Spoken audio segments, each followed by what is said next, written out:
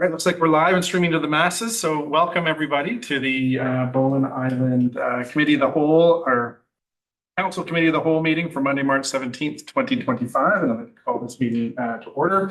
We begin by acknowledging with gratitude that we live and work on the traditional unceded territory of the Squamish, whose peoples have been stewards of these lands and waters surrounding Bowen Island. We have a joint meeting here today. We will have a joint meeting. I thought for folks that are joining online, I'll do my usual spiel of introducing the rest of our elected members of council. So joining us on my far right is Councillor and Islands Trustee Sue Ellen Fast. To her left is Councillor and Islands Trustee Judy Getty. To my far left is Councillor John Saunders. To his right is Councillor Tim Wake. And to his right is Councillor Alice Morris. Also joining us online is Councillor Alex Jurgensen, who couldn't be with us here today in the room.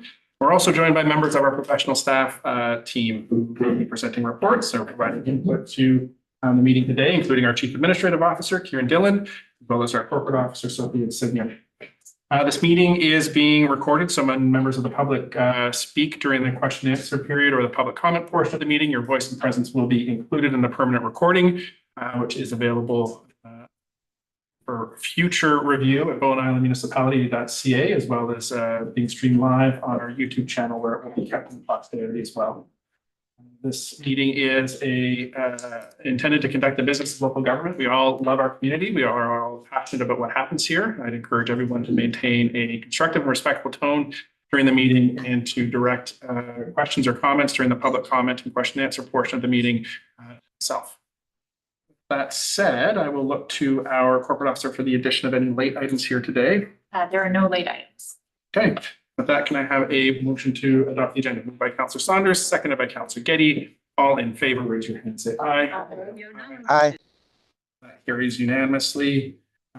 Moving on to reports of committees, COW and missions, we have revenue to support sustainable tourism on Bowen Island. Joining us here today are members of our Community Economic Development Committee and Tourism Bowen Island. Do folks want to come up, or how is our intention to handle this piece? Yeah. Yeah. Let's take a quick moment while the presentation table is set up here.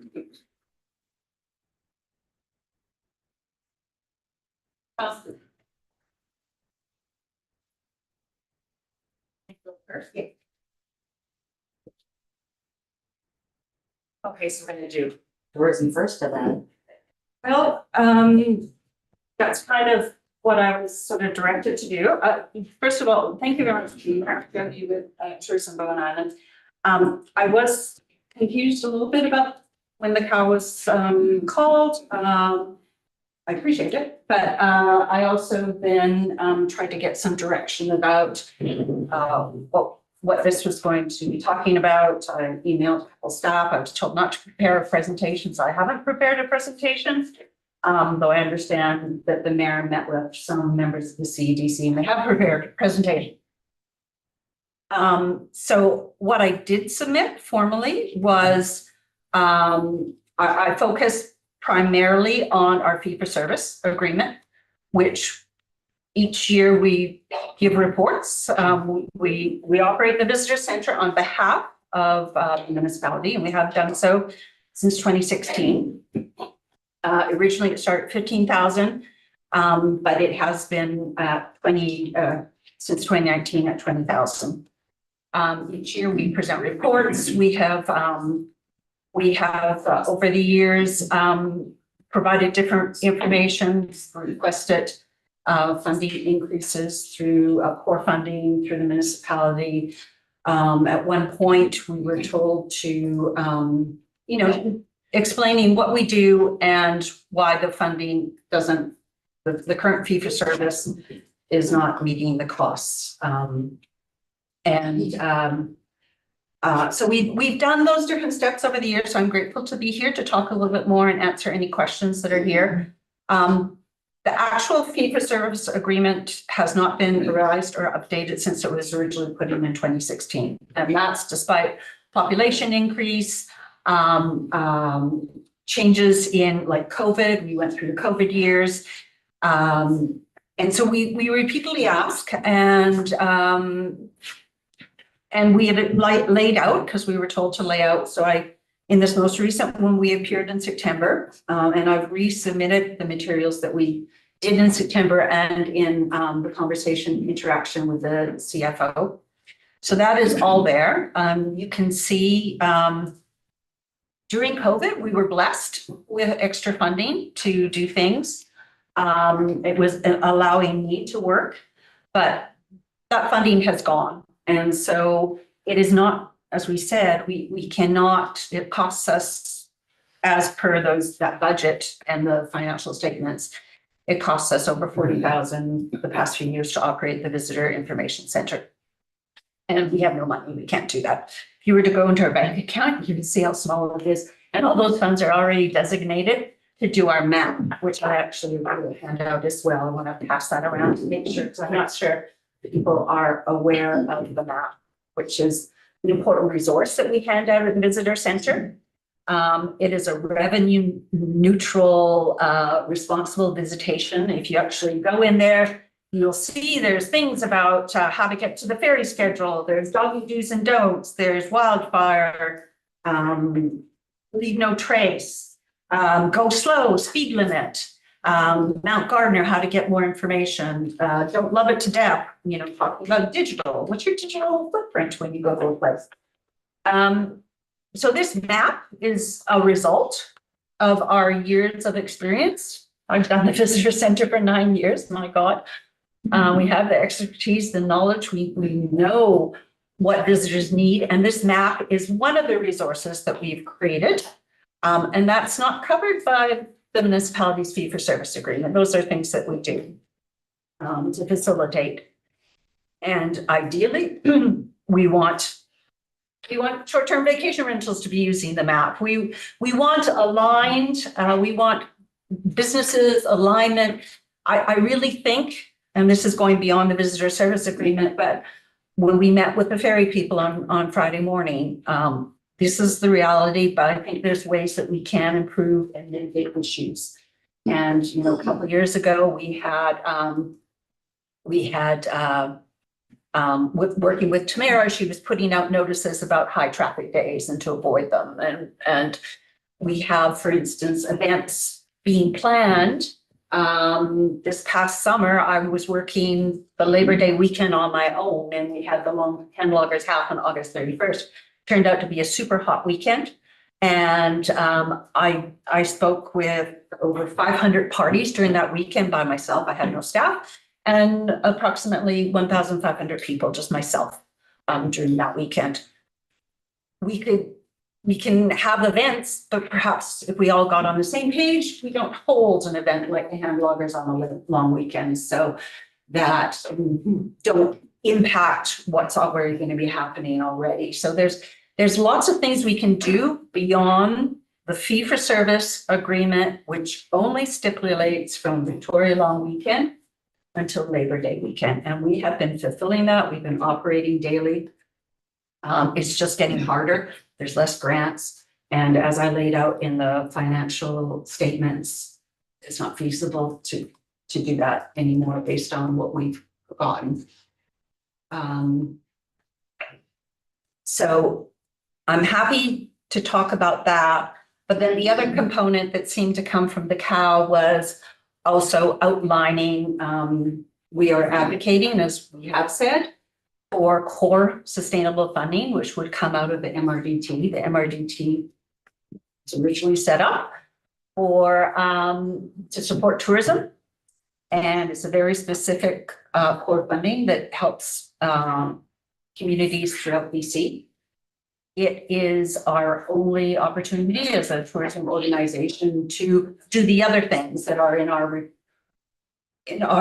community-based responsible visitation plan, or doing things like this, or working with businesses, doing frontline training, all sorts of things. So Tourism Bowen Island was established out of the CEDC with the mandate to be the central body and overseeing tourism. And we've done that, and we've tried to do the best that we can within our resources, but with the lack of funding, It's not that we don't want to, or that we don't have the ideas or the expertise to implement initiatives, to manage tourism, support tourism, to move more to a sustainable, regenerative. We want to do all that. It's just that we're limited with funding that we currently have. So that's kind of a little bit of an overview. I'm happy to answer questions, but I really thought the most urgent aspect from the moment, because the visitor center is supposed to open in 2 months. Right now, I don't have any staff. I'm not currently employed with Tourism Bowen Island at the moment. So looking for direction, as we asked previously, about how we're going to move forward and what that might look like. And the reality being fiscal budgets and what we can do with what the budget that we have and staff that we have. And I don't have staff.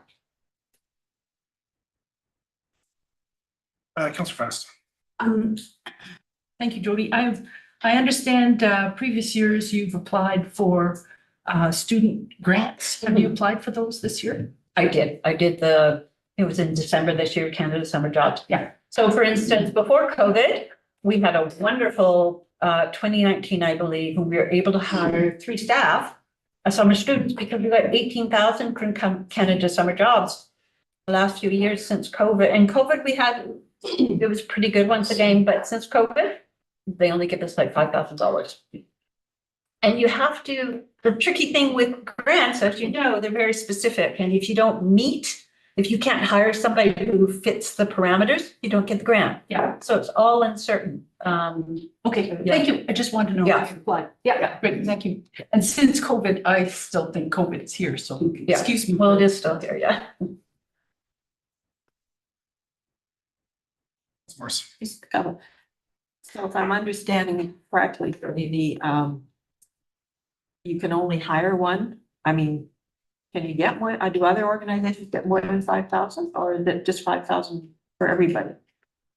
Or is that something we should have been asking Patrick It Wheeler? depends on certain communities and what their priorities have set. So Patrick Wheeler still wants to support tourism. And I think if this is checking my memory back from December, but they set up priorities based on that and also the recommendation from the MP.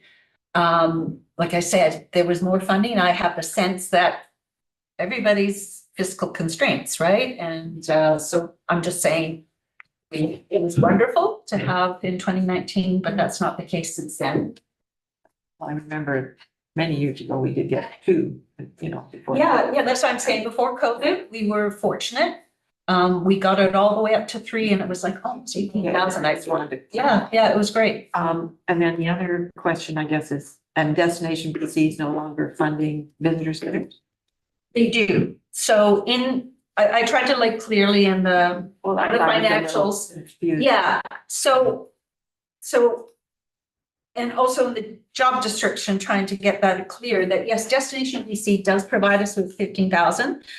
The 20,000 that we have been getting from BIM is very specific and it's for the operation of the visitor center from Victoria to Labor Day.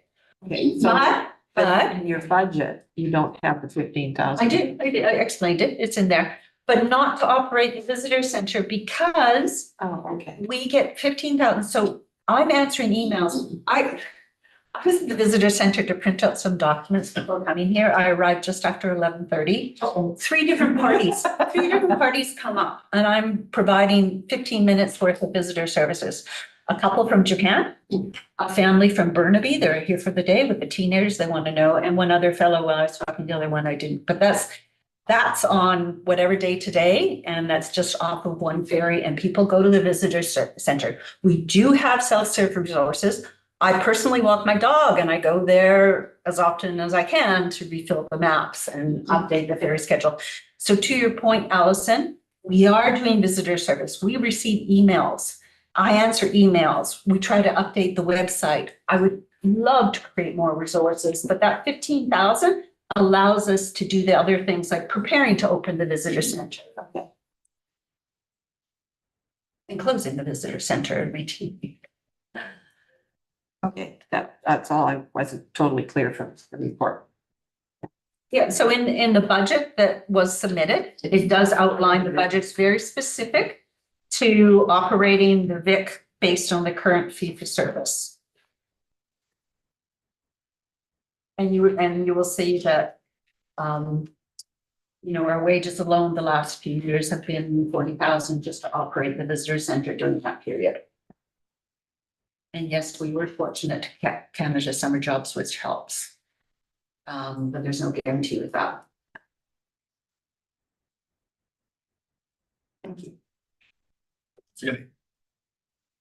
Okay, so I spent some time going through your visitation plan for 2023. That was, you hired the consultants, you got the grant, hired the consultants and published the grant. Yeah. Or the report, so,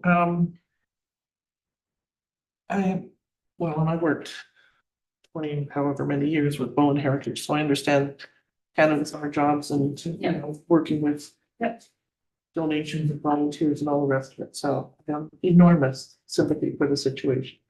In terms of finding new people and this MRGT possibility, there's a whole lot of work that needs to happen in terms of strategies and planning, in terms of trying to sort out what the community would support and who gets to vote and understanding all of the ins and outs.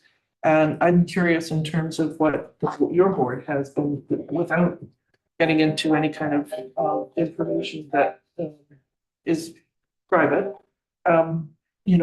What can you do in terms of collaborating and trying to figure out what the steps are and who the people might be involved and how to contact them? They may very well be members of your organization. So seems to me you might be able to play a significant role in terms of trying to organize that and educate people and, come to a conclusion that would be best suited to you. And figuring out what that sharing percentage is going to be in terms of the priorities and the strategies of council and having discussions about that.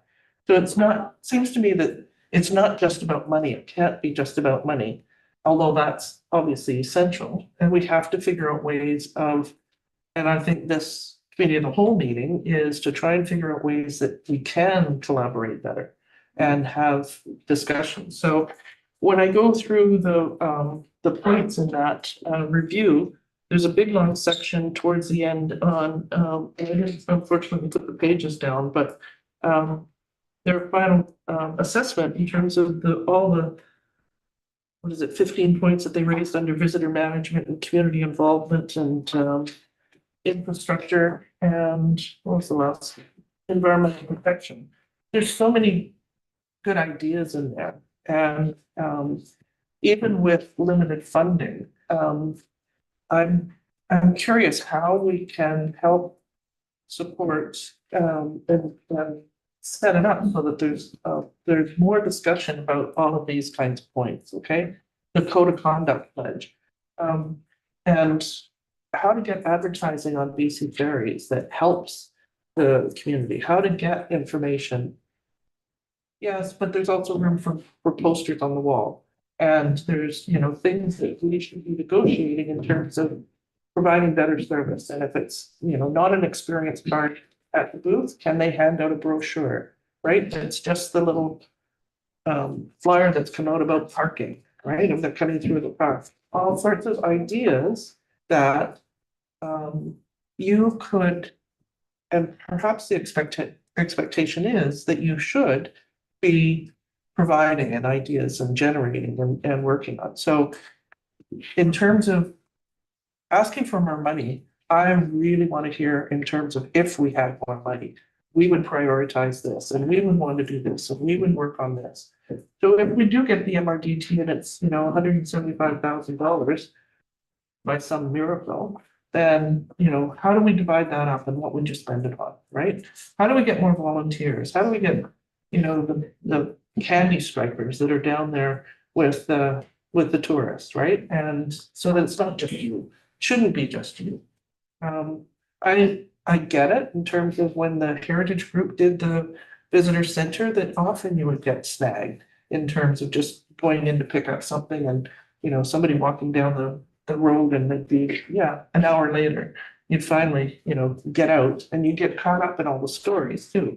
And you're a very, very good storyteller, so it's, that's not a weakness, but I understand how your time gets sort of absorbed so much. So, in terms of all of these things about the code of conduct pledge and that old poster that was from the Rod and Gun Club, the pre-arrival planning, BC Ferries More Walk-On, visitor resources for business, dispersal, marshalling and education, improved communication. It's a reasonably good list and may not be complete, but it certainly gives us plenty to work on. And it would be of interest to me in terms of, if there's going to be better communication between Tourism Bowen Island and the municipality, who's your point person? How do you want it set up? What is it that we need to do to help? How is it reasonable to expect that we can do, what's on your wish list and try to work some of that out? So coming, I don't know, 3 times to this council and how many times before, and just focusing on the money is quite limited in terms of what people in the community and on council need to hear in terms of, we really want to step into the breach and we really want to do a whole lot more. I know that you do. You have to say it. You have to spell it out. You have to make it so that it's, that you're willing to take the responsibility and this is how you want to do it. Right? So, I'm not sure that I'm volunteering. I did have my committees collapse on me, but I'm not sure that I'm volunteering. So, but do you see what I'm trying to say? Do you want me just to respond now or? Sure. Yeah. Okay, so Just ask one clarification question. You're talking about the tourism plan? Yeah. Page 46 of the tourism. Yeah, no, I just wanted to make sure it was tourism. Yeah. The responsible visitation plan for Bowen Island. That's what we're talking. Yes. Thank you. So, yes, absolutely. That's why we created the plan. It's for the community. I think decisions should be made on data and facts. And this in perspective context, this is a living document. It was created through engagement with residents, industry, looking at things. It is a living document that is supposed to facilitate conversation and get people what initiatives those are a lot of high level initiatives. Some of them are going to potentially take, their collaborative partnerships with BC Ferries, BC Transit. Those don't happen overnight, right? Those Period. well, but you can advocate, as I was saying with BC Ferries the other morning, there was a dialogue they came and saw. I can write down, 12 of the things that I would recommend that they could do that don't really cost much money. Or I was saying to the woman that from my experience, the visitors that come here, they would happily pay a $20 return ferry ticket and get more money and keep the experience level at the same so that it's not costing residents. But for them to ride the ferry $5 one way or $5.50 one way and then back, I mean, there's those kinds of dialogues. It's not going to happen overnight, but this could easily happen. And we're a short route and we are a popular route for people to come from Metro Vancouver. So, I mean, I have lots of ideas. They're not all in that thing. We would love to do them. That is a high level. It's supposed to be a conversation, but we did present in almost 2 years. No, we presented last year, was it? Yeah, so this time last year. Yeah, this time last year. And then we haven't. And I understand capacity. I understand all of that. But yes, we would love to move that forward. Now, that's that conversation. That's the work and the expertise that Tourism Bowen Island can bring to the broader scope of visitor management, visitor destination management. That's the real focus. One part of that is the visitor center. And why we come and we're talking about the reality that if we're doing this fee for service agreement that was in 2016, what we could do in 2016, we can't do now with the limited funds. I mean, the wage increase when we started, minimum wage was, I think, $10.35. It's now going up to almost $17.85 or something. So just even the minimum wage requirement for us to pay not that we pay minimum wage, because that doesn't get you people. There's all those inflation, all those kinds of things. So we're trying to explain budget constraints and our ability, we have no money. So if the municipality, I respect also. Got a budget of $40,000. With all your membership and with the community and Yeah, with the, yeah. you know, the grants. So- we get. Yeah, so the 15,000, as I was trying to explain, allows us to operate and offer visit, answer emails, replenish. Yep. For 15,000 for the rest of the year, which we do, update the website, do the ferry to, and then the 10,000, we've got insurance, we got double insurance, we have all those kinds of stuff. So yeah, it's a $40,000 operating budget. But as I laid out in the thing to operate the visitor center, there's a budget there that shows that it's over 40,000.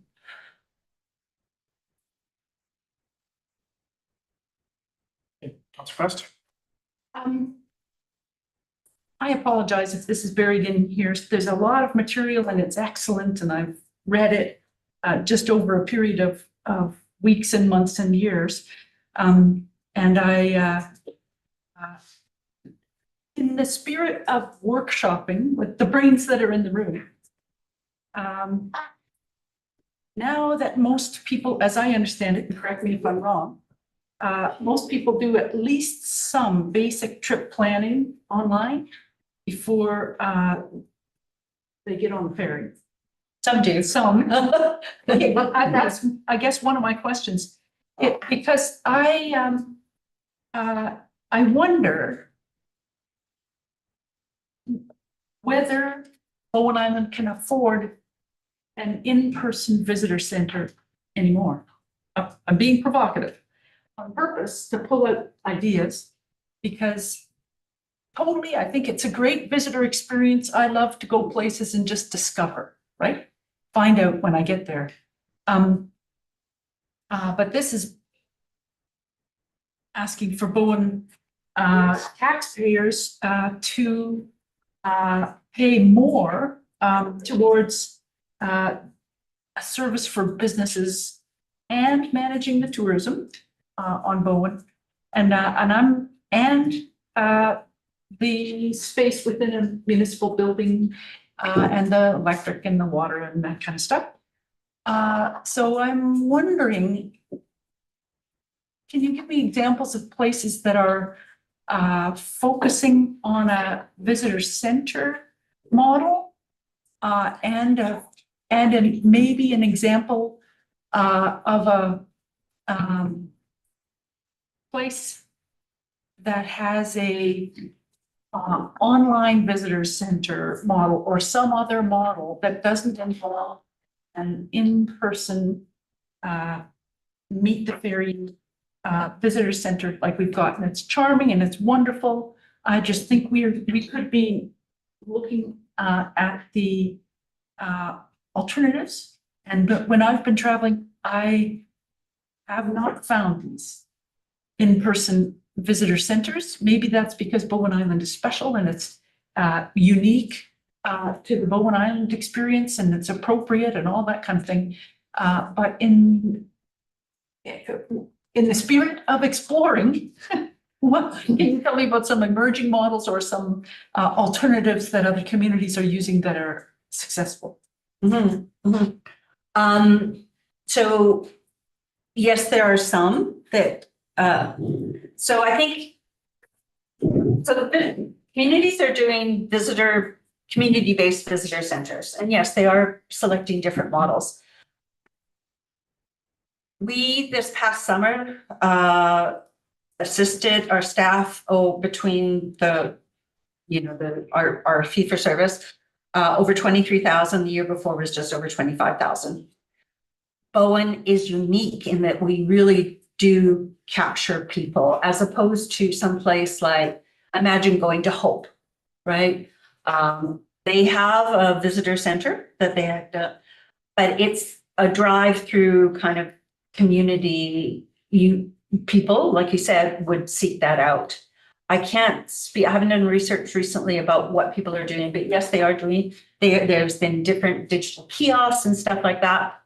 But I know when Councillor Wake came last summer for when he was there, he saw that people do want that interpersonal action. They do. And like I said, today I spent 15 minutes talking to two groups of people and providing that information, telling them the ferries are return ticket, how you line up, all that kind of stuff. So Yeah, thank you. No, I understand, through the chair. I understand that that's what people like. And that's what people, want. But I'm looking at needs. And, I'm thinking about the traveling that I did this summer. I went to the Orkney Islands. There was, sort of self-guided visitor center in the lobby of the ferry terminal. And it was fantastic, and you could read in detail while you're waiting for the ferry. And, or was there something else? No, there wasn't anything on the ferry. And I went to Iceland, same. You land in the airport, there's materials, but there's no, they expected you to come already with your map, you know? And there was none of this fantastic personal guided in-person chatting with somebody who can help people realize their discover what they want to do on Bowen Island. So I'm familiar with managing visitor experiences, designing them with in-person and self-guided, or the word you used to describe what you do on the porch when there's no staff in there. I forget what exactly. I called it self-serve, yeah, for Self-serve, sure. self-serve. Yeah. And I'm just aware of the costs. And so is there any, besides Hope, is there another, maybe I can open it up to others in the room through the indulgence of the chair, who's letting me run this part. Okay. Has anybody got ideas of? I appreciate the checking in. Yes, okay. Of examples of self-serve or online visitor center projects that help manage sustainable, responsible tourism. Go ahead, Julie. Tourism Bowen Island does have a website. It's the #1 website. And if you go to it, What does #1 website mean? if you did a search Bowen Island, Oh, it popped our up. website, except for the ones that get paid sponsors and stuff like that. So if you go to our website, it's like getting here, getting around. If you go getting here, one of the first things, and I'm pleased to say, it says, or I see the response is that leave the car at home. You don't need a car. And I'm experiencing more and more people that are leaving the car at home. Also, I put up to help people, and applies to residences as much as visitors, that, hey, look at the ferry. These are the pinch points. These are the overload ferries, travel on peak.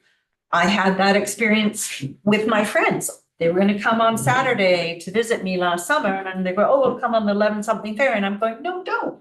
You're going to get overloaded. It's not going to be a good experience. So when we know that about 35% of the people coming to Bowen Island, based on a Destination BC study of the Sea to Sky, they're coming to visit friends and family.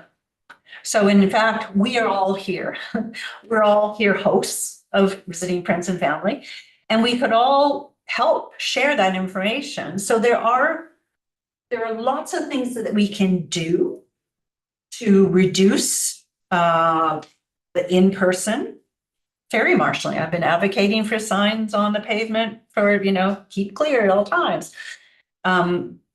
So there are things that we can do, and we would love to do that. I would love to. I was talking to CAO Dylan the other day and talking about, we have construction workers that come to the island to get a business license. I suggested a year and a half ago or so to a BIM staff member, well, why don't we explain to them about ferry marshaling and the speed limit's this, and things to know if you're coming to work here because we're from the city. I was told, oh, well, we wouldn't do that. And I'm like, well, Why wouldn't, why don't we, if we want to mitigate issues, I think there are low-cost ways that we can implement, and that's getting everybody on the same page. I train my staff frontline, but I'm now working at a restaurant and I see how many visitors come there. I can answer visitor questions, but I know the staff can't. And how do we get those people? Because we're all hosts when we're here. Also speaking to CAO Dylan the other day at the ferry thing, it didn't click on me but now the community center is going up and is going to open soon. And part of the objective is to host events and meetings and more plays.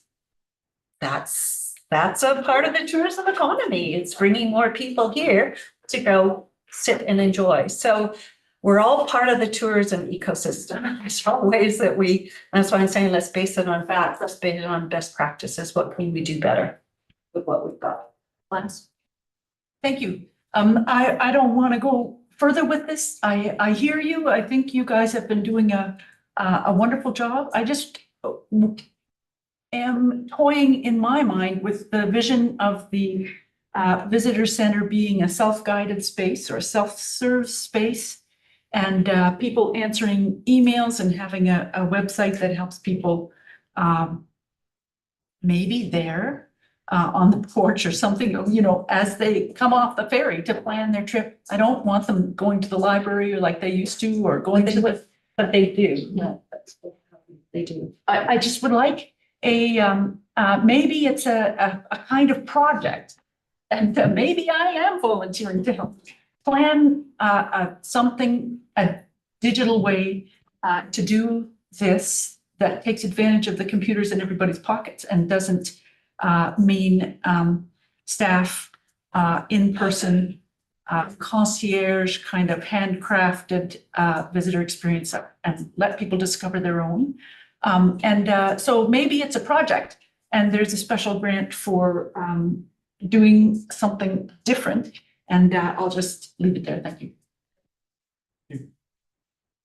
Councilor Morse, Um, I'd like to get some questions in at some point too.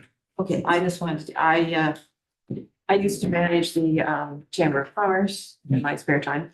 And I also was at the Chamber of Commerce at that point in time, ran the visitor center, so I'm quite familiar with the types of questions and the information. And I just looked up hellobc.com, and there are over 100 community-owned visitor centers and booths in the province.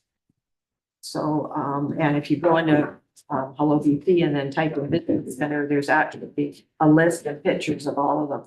So they're fairly common, and I was just up in Sunshine Coast, and Gibson's got a visitor center, and so does Seashell. And I think it's run by the Sunshine Coast Chamber of Commerce, but and then and I know there's grants that come from the municipalities. So, and I remember how happy Tina, our librarian, was when the visitor center was open, because the library didn't have to deal with all the people that were coming in and the first businesses. And I spent 15 minutes chatting with somebody in the corner the other day who was walking up the street and looking lost, and I said, "Can I help?" And they were looking for different places, and yeah, so I think we're friendly. Tourism's always been a major business activity, and keeps people going to the beaches that have seniors and all that kind of stuff. So I think it's worthwhile. And I just want clarification. We're paying 20,000 right now as the grant, and you want it up to 42 if I'm reading the budget correctly. Thank you. Councilor Morse.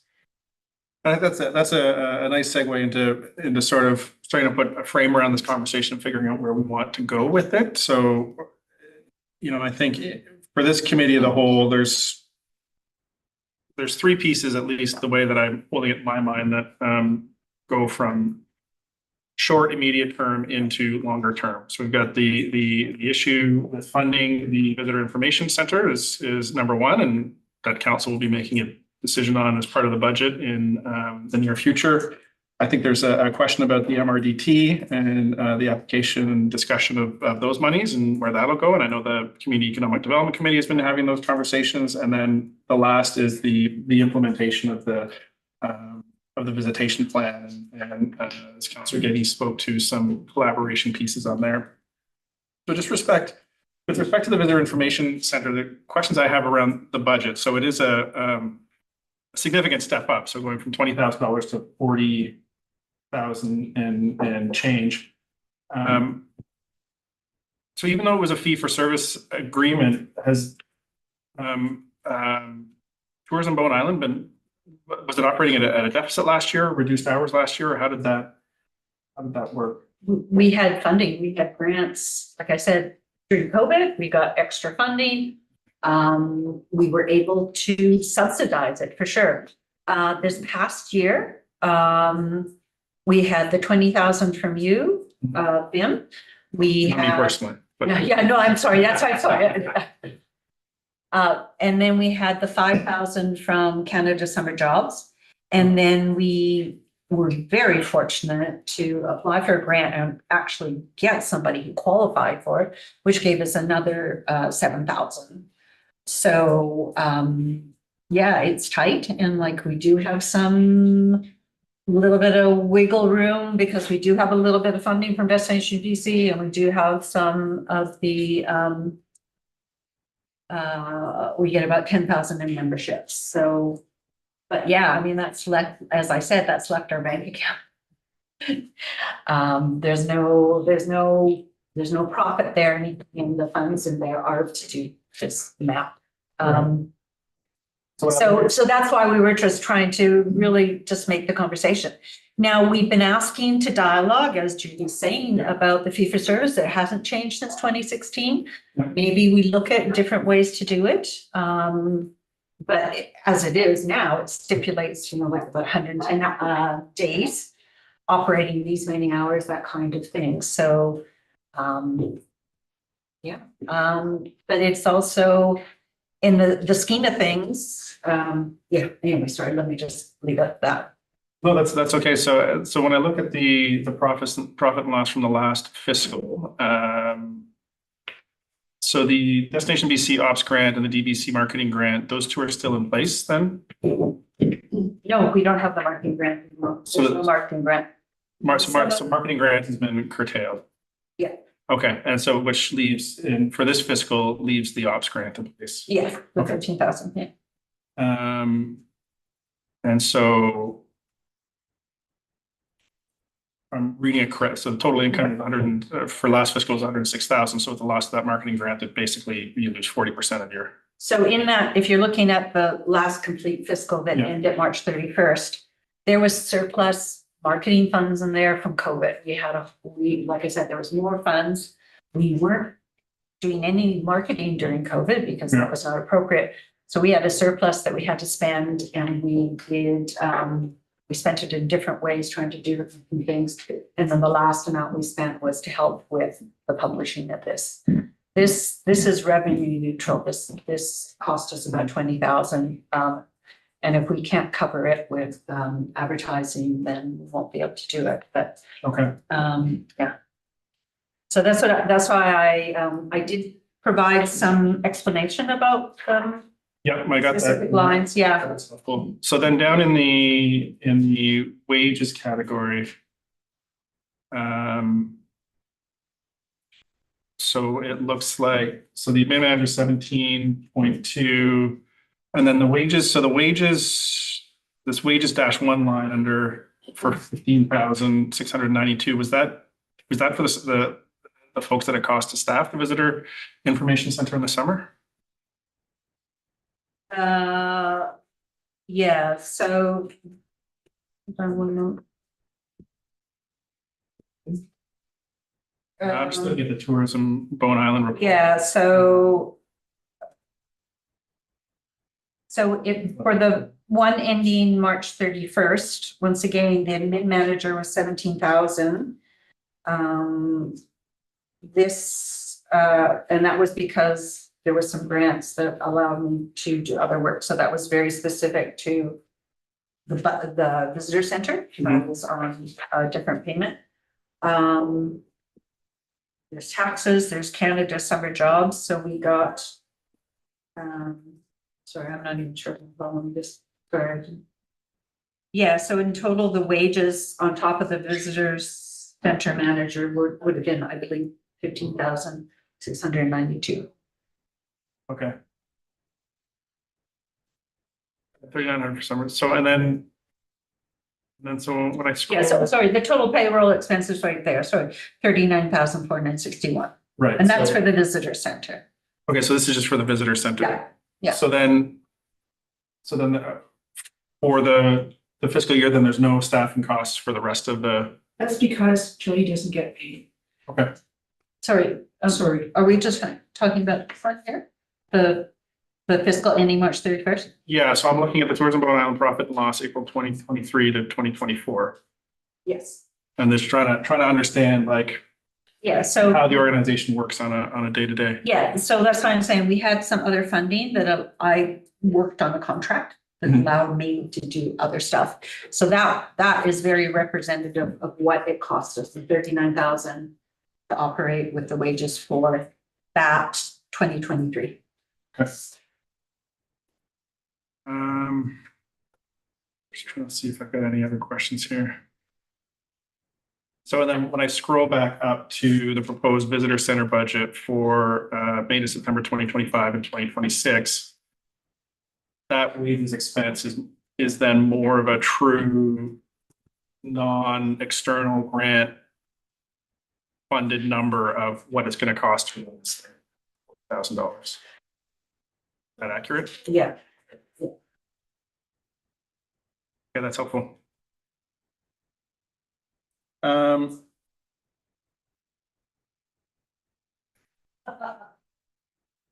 Right, so if what I'm hearing is correct, then the loss of the grant funding, the ask the municipality to step in and cover that extra $20,000.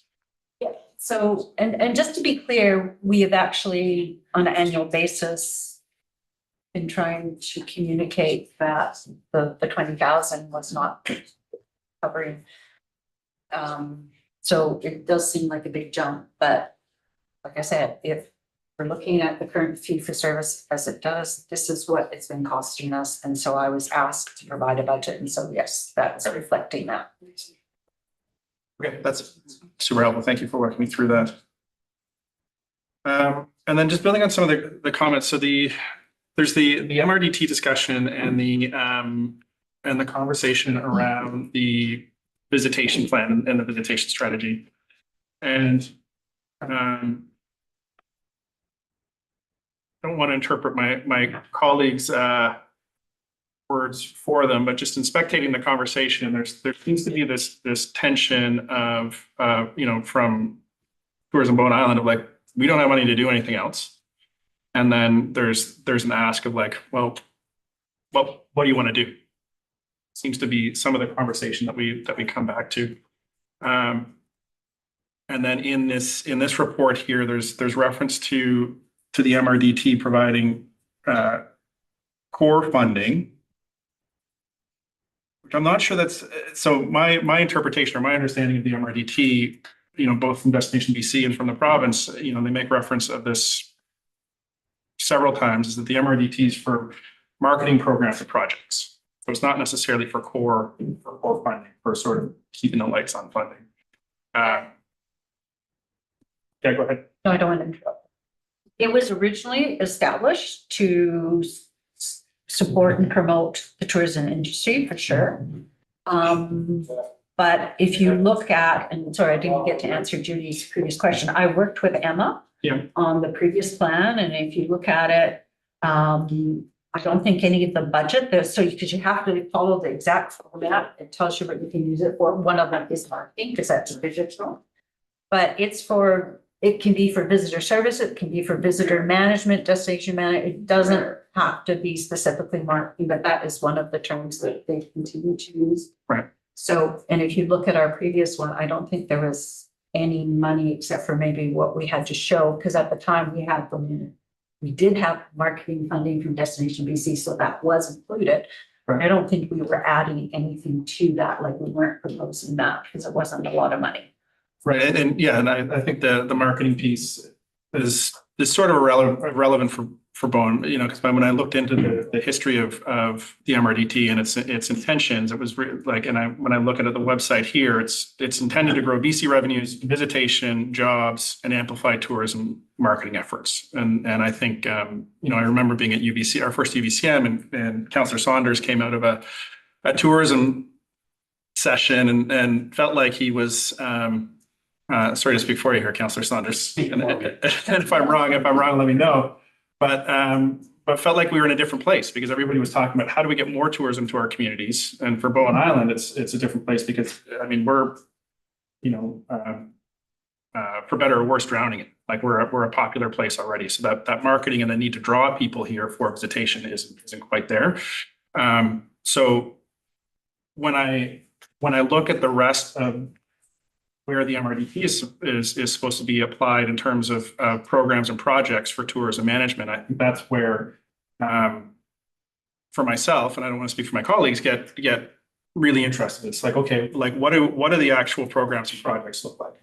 And you know, I can understand that there's an ask for more money. I can understand there's an ask for more resources, and this might be a question for the TBI board more broadly. Is okay. Well, if you're going to take this excellent work that's been done on the visitation plan and then start to put some like foundations under it and operationalize it so that the big ideas start to come to ground and then they become sort of fundable opportunities. I think that's, you know, that's the opportunity here. If there's going to be a 5-year strategy mapped out for the MRDT or for additional funding, it's like, what does that actually look like?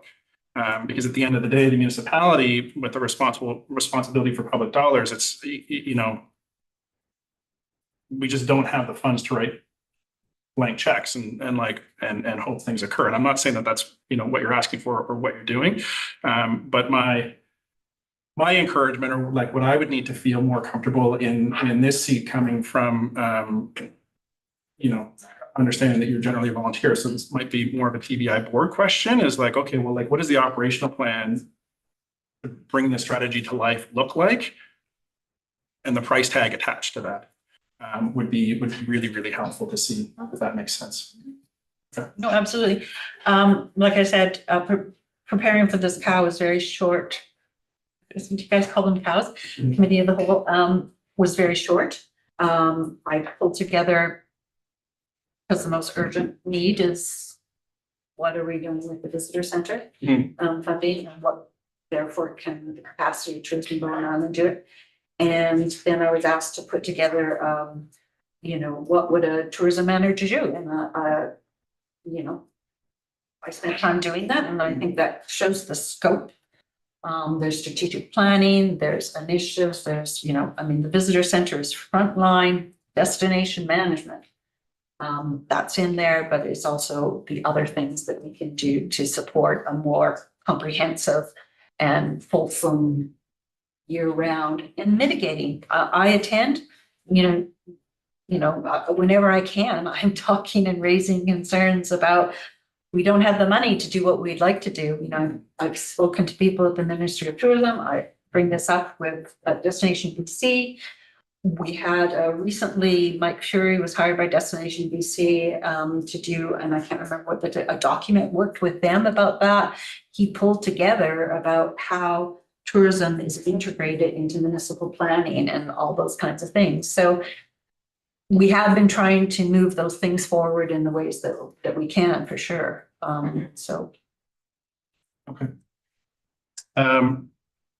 Yeah, I mean, the opportunity of a committee of the whole, I mean, I guess I don't know what it's like sitting on that side of the table, because even though it's all the same faces here, it's more of like, you know, it's intended to be more conversational. So it's like you've been to council meetings before. It's more formal and rigorous, but this is really like, I think, an opportunity for council to ask some questions and sort of understand what's happening within Tourism Bowen Island, what's happening within the operations, you know, some of the nitty gritties around budget, particularly if we're looking at doubling a grant ask is a big one.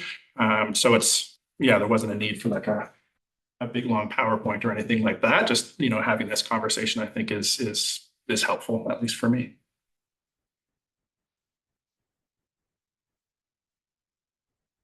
All right. Are we gonna talk about any of the things that are in this report that we got from the Economic Development Committee?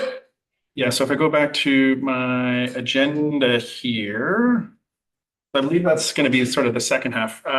Yes. I wonder, Mayor and Council, are you open to just comments from just the population at this meeting, or is that against the decorum here? Against the decorum, yeah, there can be questions and question. We'll do question and answer and comments at the end of it. Not that there's a big rush of public, but just you know, setting precedent, like sometimes there is, so it's meetings get a little squirrely if we do that. Yes. If there are comments from Community Economic Development Committee members that are relevant to this particular topic, they might be helpful at this point. Yes, so they're here as well. So the CEDC is also going to come chat with us. I think a little bit about tourism, but also about economic development on the island more broadly, and that's sort of the second half of the conversation. So you don't need to share a chair. You can pick one each. Pick one each is great.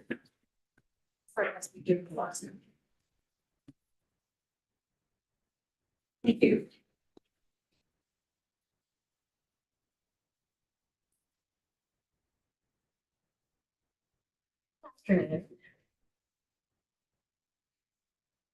Hi, Kirsten. Can we just roll right into it? Yeah, so maybe, yeah,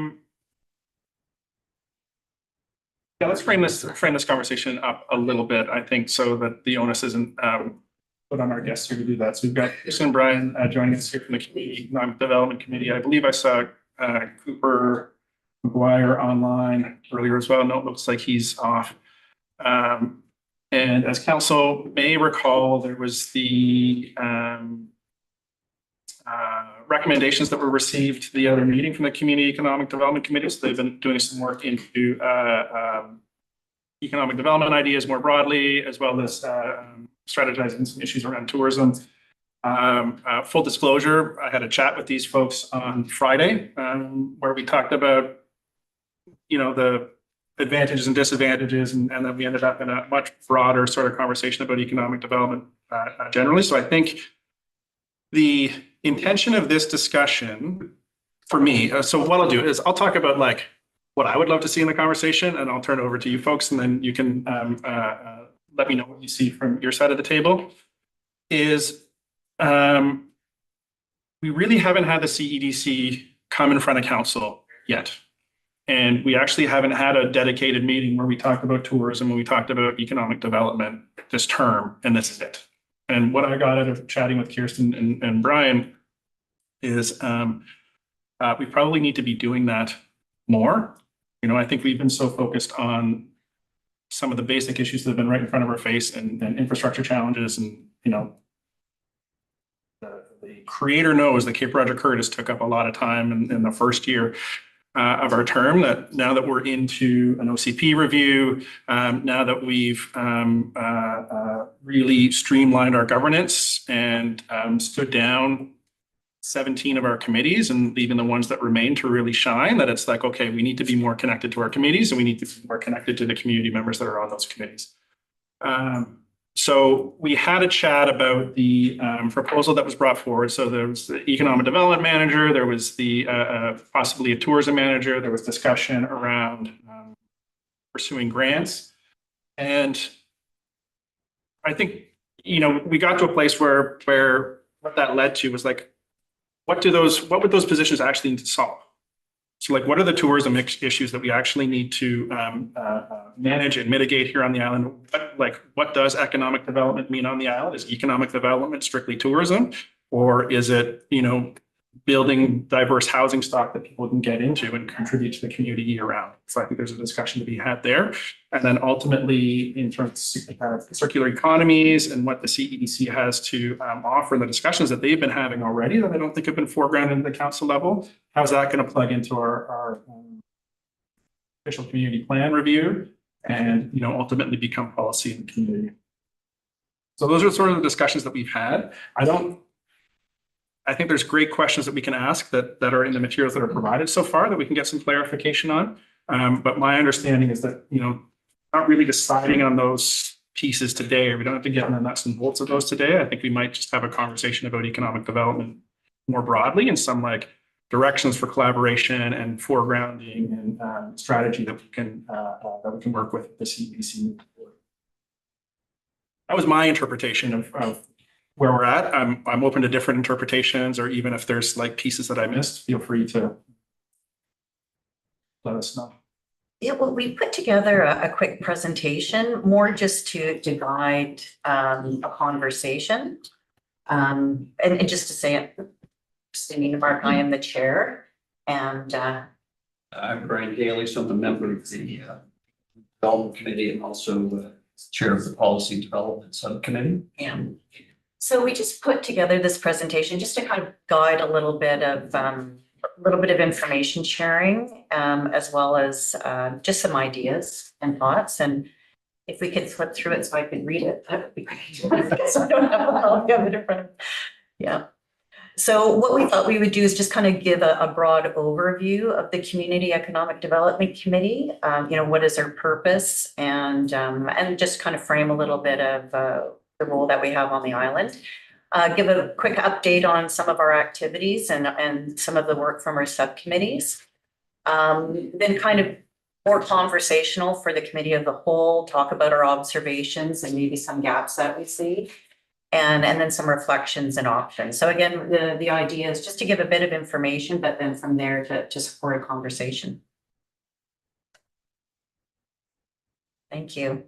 So, what is the purpose of the Community Economic Development Committee? And it's really to facilitate Bowen Island community economic development and to really provide a voice for businesses and really to work with council in providing updates and to respond to council's questions about economic development. Obviously Tourism Bowen Island, it was established out of the Bowen Island Municipality Economic Development Committee. So, and really it's really a cornerstone of the Economic Development Committee. Obviously, tourism is extremely important to Bowen Island. It is a cornerstone really of our economy. And so of course, TBI has a very important voice on the committee. We did do, after an extensive consultation, we did develop a community economic development plan. And this was identifying a number of key priorities and areas where we could focus on. We found that the report, although it was very good, it really was very broad. It didn't necessarily give specific direction from a strategy. Rather, it did kind of give us a list of different aspects. And I think that kind of gave us a glimpse that really that the economic life of Bowen Island is quite diverse. Even though we know that tourism is extremely important, we do have a lot of other interests in terms of further developing the economy, and there's a lot of other things going on. So I think it's really important that we acknowledge that we do not have a local chamber. And we don't have a business improvement association like a number of municipalities do, nor do we have a staff member at the municipality in charge of economic development. It's not unusual when you go to other municipalities, they may have a manager of economic development. So really, it's the committee that can be either a voice for businesses, or it can be an opportunity to work closely with council as well. So I think that's just maybe an important thing to keep in mind. And, I think also just within the context too of just how embedded tourism is to Bowen Island. I know, Brian, you were leafing through our old OCP. I know that we're doing a new one right now, but again. Well, personally, I feel that there's a couple things that are key. And obviously, you do have to look to the OCP. The current one is what directs or guides council, and objective 180, and we've quoted this before, you've all heard it, to recognize tourism as an integral part of the island economy with a focus on sustainable practices. And we know that the OCP is currently under review, but I think it would be surprising if there were any major changes to that sort of objective or policy, because tourism has been around for a long time on Bowen, and it appears that it's going to continue to be a major economic driver. So I think the question is, well, how do you ensure that it's sustainable, both from an environmental perspective, but also financially? And I think this is where, we're very supportive of financial assistance to tourism Bowen Island, certainly in the short term with respect to the visitor center, but in terms of the long term as well. The mayor was quite right that a lot of effort has been spent in the last year or two with respect to Cape Roger Curtis, with respect to short-term rental. When I sat down to actually sort of flip through the objectives of the Economic Development Committee, I reviewed the Economic Development Plan from 2021. I took another look at the Responsible Visitation Plan that TBI had produced. And there's a lot of wonderful ideas in there, initiatives that are really quite far reaching. The visitation plan talks about a 10-year implementation on it. So these are long-term priorities as opposed to the short-term priority in terms of immediate funding for the Visitor Information Center. But in terms of the long term, I think that part of the role of the Community Economic Development Committee is to, actually, now that we have perhaps more time, that Roger Curtis is off the table and short-term rental is now dealt with, is to go back and dig into both the visitation plan and the economic development plan to determine what initiatives can be brought forward. Certainly from a funding perspective, implementation, it may look like perhaps a joint position in terms of some sort of officer that deals with economic development and tourism in the long term. I think that was part of the reason for the job description that he has produced in terms of what a tourism officer might look like. Similarly, there are roles for an economic development officer. It could be a combined position, maybe in the fullness of time. And we're looking at opportunities in the future as well, because obviously the MRDT is underway in terms of council direction. Even if that is approved, monies will not be flowing until January of 2027. So there is time to determine through the public consultation process for the MRDT as to how the monies can be used in terms of sharing between tourism and housing.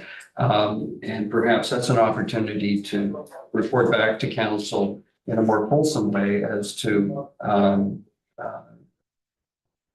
role, both with respect to core economic development as well as tourism management.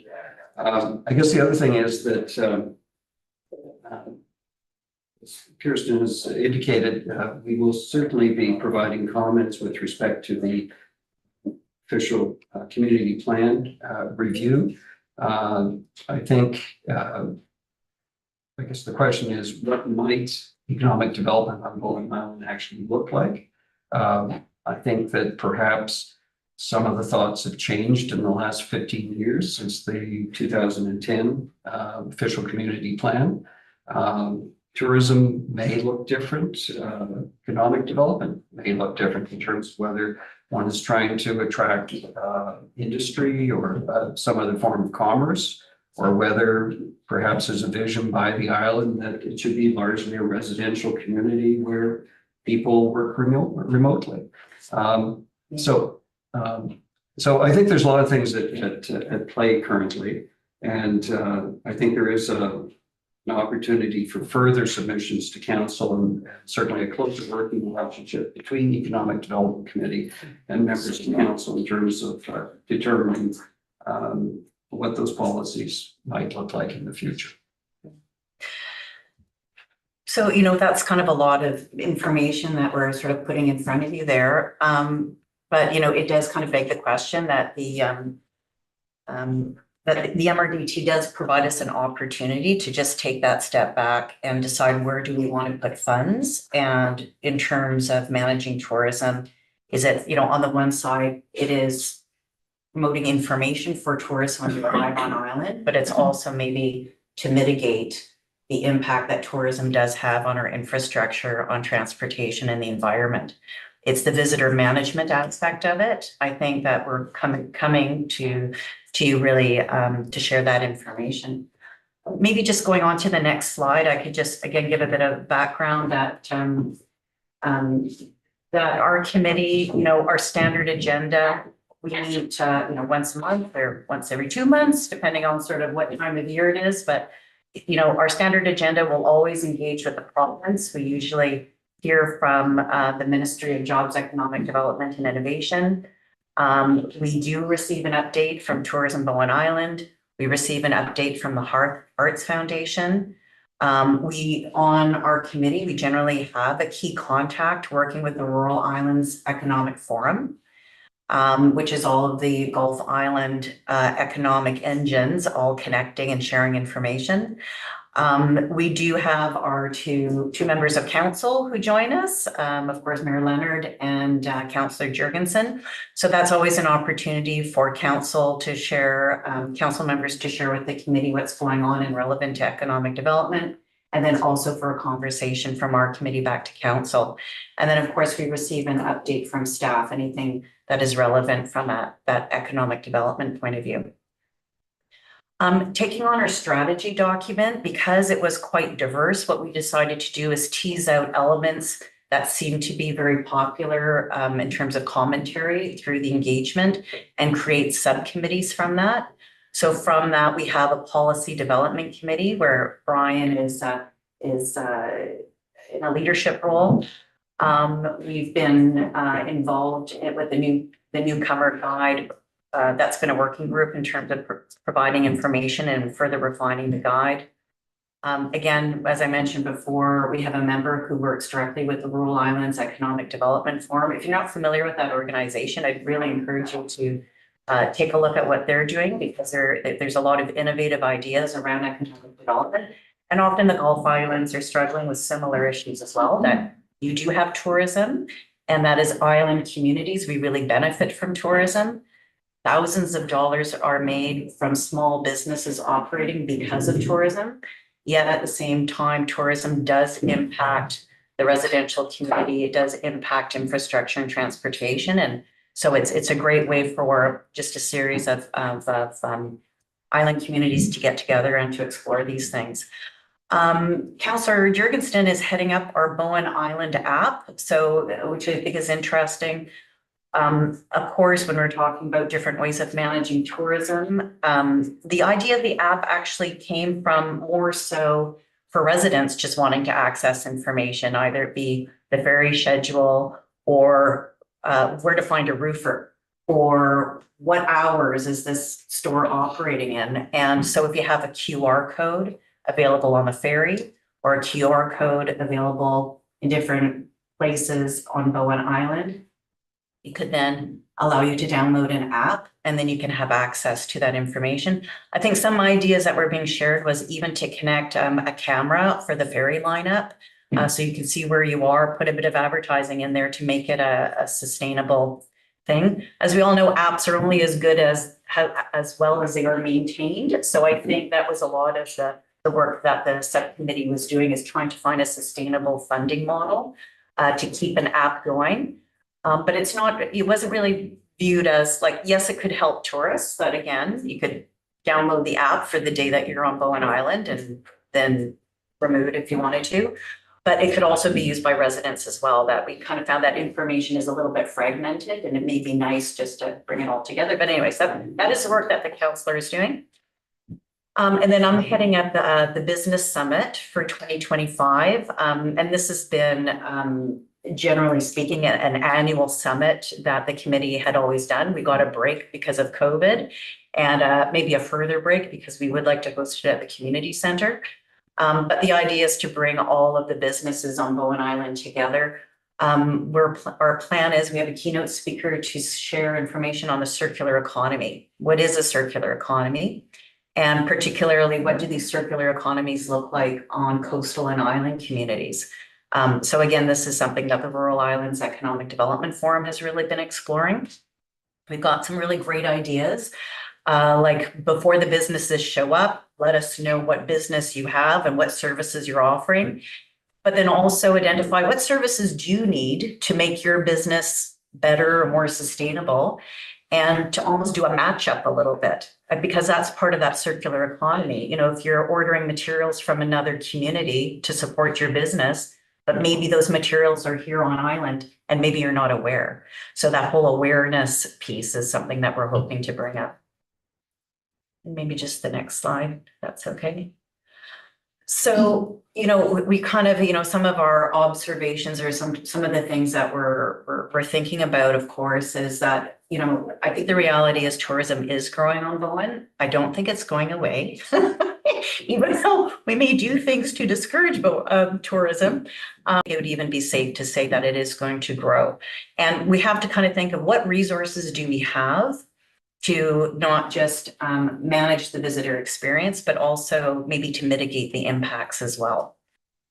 You know, and these are sort of ongoing stresses to our amenities and to our infrastructure. But again, the flip side is, we know as residents, if we didn't have a healthy tourism industry, there are restaurants that would not be open year round. If we did not have a healthy tourism industry, there's a lot of services that would not be available to us. You know, and, you know, we kind of question, you know, where are those lines in terms of Tourism Bowen Island being responsible for managing tourism? Is it all aspects? We see Tourism Bowen Island being extremely proactive, having great ideas, delivering on their responsibilities, and also, quite frankly, doing a little bit more, you know? And so when you go out and you're proactive and you're doing that little bit more, and may not actually always being financially compensated for it, I think it kind of leaves us in a place that maybe we're being reactive and not necessarily having that overall vision with tourism and as it relates to economic development, as it relates to other businesses as well. So we're kind of observation that sometimes we see that issues are sort of troubleshooted between Tourism Bowen Island, the municipality, municipal staff, maybe it gets to council, and this triage that sometimes happen, you know, particularly maybe around transportation and ferry traffic. And so, you know, we see this as maybe an opportunity to just maybe further define scope of work, further define where the management lines are, and have some vision, you know, more definite vision around it. And then just the next slide. Yeah. So again, those reflections, you know, we're looking at tourism. It's not just a 6 months of the year. It really is year round. We do recognize, as Brian was saying, it's an integral part of our OCP. We recognize that tourism, sustainable tourism is a cornerstone. You know, we kind of wanted, sorry, I can't read that last one. What is that one? Are you making it a bit bigger? So thank you. Really appreciate that. You know, sometimes we're finding that when we do have our economic development committee meetings, we do talk a lot about tourism, and we do talk a lot about the work that the Hearth is doing. This is just an observation. We don't necessarily hear a lot from other businesses. Like, we don't often have a lot of interaction, say, with the construction community, with the real estate community, with the small businesses. We do, you know, we do have members, a few members of the committee that are small businesses. But we kind of have to recognize that I think for our committee, we end up not necessarily hearing from other businesses. And I think as a committee, we sometimes just want to reflect on how to bring more businesses in. And we think that the Business Summit may be a great way of doing that. And maybe even in developing that app again. Like, we know we have a directory of businesses, but maybe we need to integrate that with other things. So again, with opportunities, just exploring, you know, what can we do for tourism, but kind of beyond tourism Bowen Island? Really looking at a focus of visitor management. So it's not necessarily marketing tourism, but it's really managing the visitors who are here, mitigating the impact. And for that, you need a sustainable funding model. We heard from Tourism Bowen Island in terms of applying for grants. And every year your level of service goes up and down depending on how many grants you get.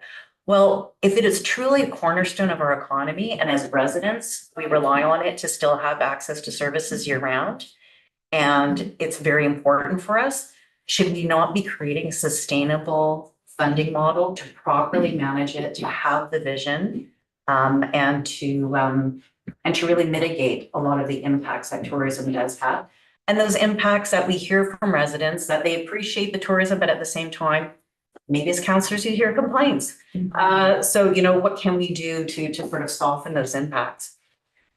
One of the things that we have thought about, that we sort of muse about, is that we wonder, just because there are other municipalities that do have a manager of economic development. And maybe, again, a gap that we see is kind of bringing in, municipal staff and council, but together with Tourism Bowen Island, but also that economic vision. And so if you don't mind zooming on that last point for me, because I know I wrote a lot of points and I can't see them. My font was too small by the time I got to the end. But we do think that the MRDT is a wonderful way to create that sustainable funding for Tourism Bowen Island. Also, potentially, should we be looking at maybe on contract, maybe it's part-time, but somebody who is responsible for economic development and tourism. And when we think, well, what exactly would their job be? Well, maybe it's, managing the contract with Tourism Bowen Island, looking at their contract, looking at for their responsibilities and their vision, and making sure that it's implemented and executed in the most efficient way. Maybe it's also organizing that annual business summit, really developing those relationships with all businesses on Bowen Island and bringing that summit together once a year. Maybe it's also, what does that say? Circular economy. Oh, yes, there we go. Because again, we know that with the new OCP, we are to be focusing on that circular economy. Well, that's actually quite complex, because it mixes in how you manage, waste management, how do you manage infrastructure, as well as how do you connect with other businesses. That actually could be maybe a great scope of work for this person. I also think you could even do things that, for businesses that truly practice that circular economy principles, maybe the municipality gives them a decal or an award, really to sort of showcase that. Well, I think to have somebody manage that program could be really interesting. And really to work with planning on the short-term rental management, and then following the OCP, work with municipal staff and businesses on developing the industrial and commercial lands. And this is really a revenue opportunity for the municipality for municipal lands that you can do industrial and commercial space. If you're looking at the municipalities that are making money versus the ones that are not making money, it's a lot of the municipalities that are hosting businesses, that their businesses are operating there, and then you have access to greater taxation. So maybe having somebody really, it's not just a planning exercise, it's a planning exercise, but also attracting those businesses and doing it in such a way that is official and effective and efficient. Maybe also somebody who can take the lead in applying for these grant opportunities. As we all know, sometimes grant opportunities is a full-time job. But again, that could be bringing in revenue. So there's the MRDT is giving you a great opportunity to have those sustainable funds come in. But then how can you turn those sustainable funds maybe to a position that can make you even more money? You can tell I'm on economic development here, talking about money. Also, maybe this is the person who is the primary contact for the Rural Islands Economic Forum. Again, connecting with other islands. You know, right now, we have a committee member who's been doing it. He's been doing a great job for the last few years, but for reasons, he's now stepping down. Somebody else needs to step in. We haven't had that sustainable relationship building with the other islands. You know, if we had somebody in that position, then that's something that they could do and help again, staff and council and the committee all connect. And then lastly, I think maybe this person could really look at partnerships, maybe even some revenue partnerships or P3. That again is that cross section between infrastructure and business. You know, we talk about growing businesses in the Cove, but we know from an infrastructure point of view, we've got issues, particularly around water and sewage and transportation and all those fun things. You know, and we know that municipal staff is working at that too, but maybe just having the help of bringing these partnerships together and spearheading P3s. So from there, thanks, Sophie. So, you know, we just kind of wanted to open up that conversation too, that, you know, we're talking about that sustainable funding model to support tourism Bowen Island. And we do think it needs to be sustainable just because it is growing, if we like it or not. And the shift is really to manage and mitigate its impacts, to have the vision to foresee it.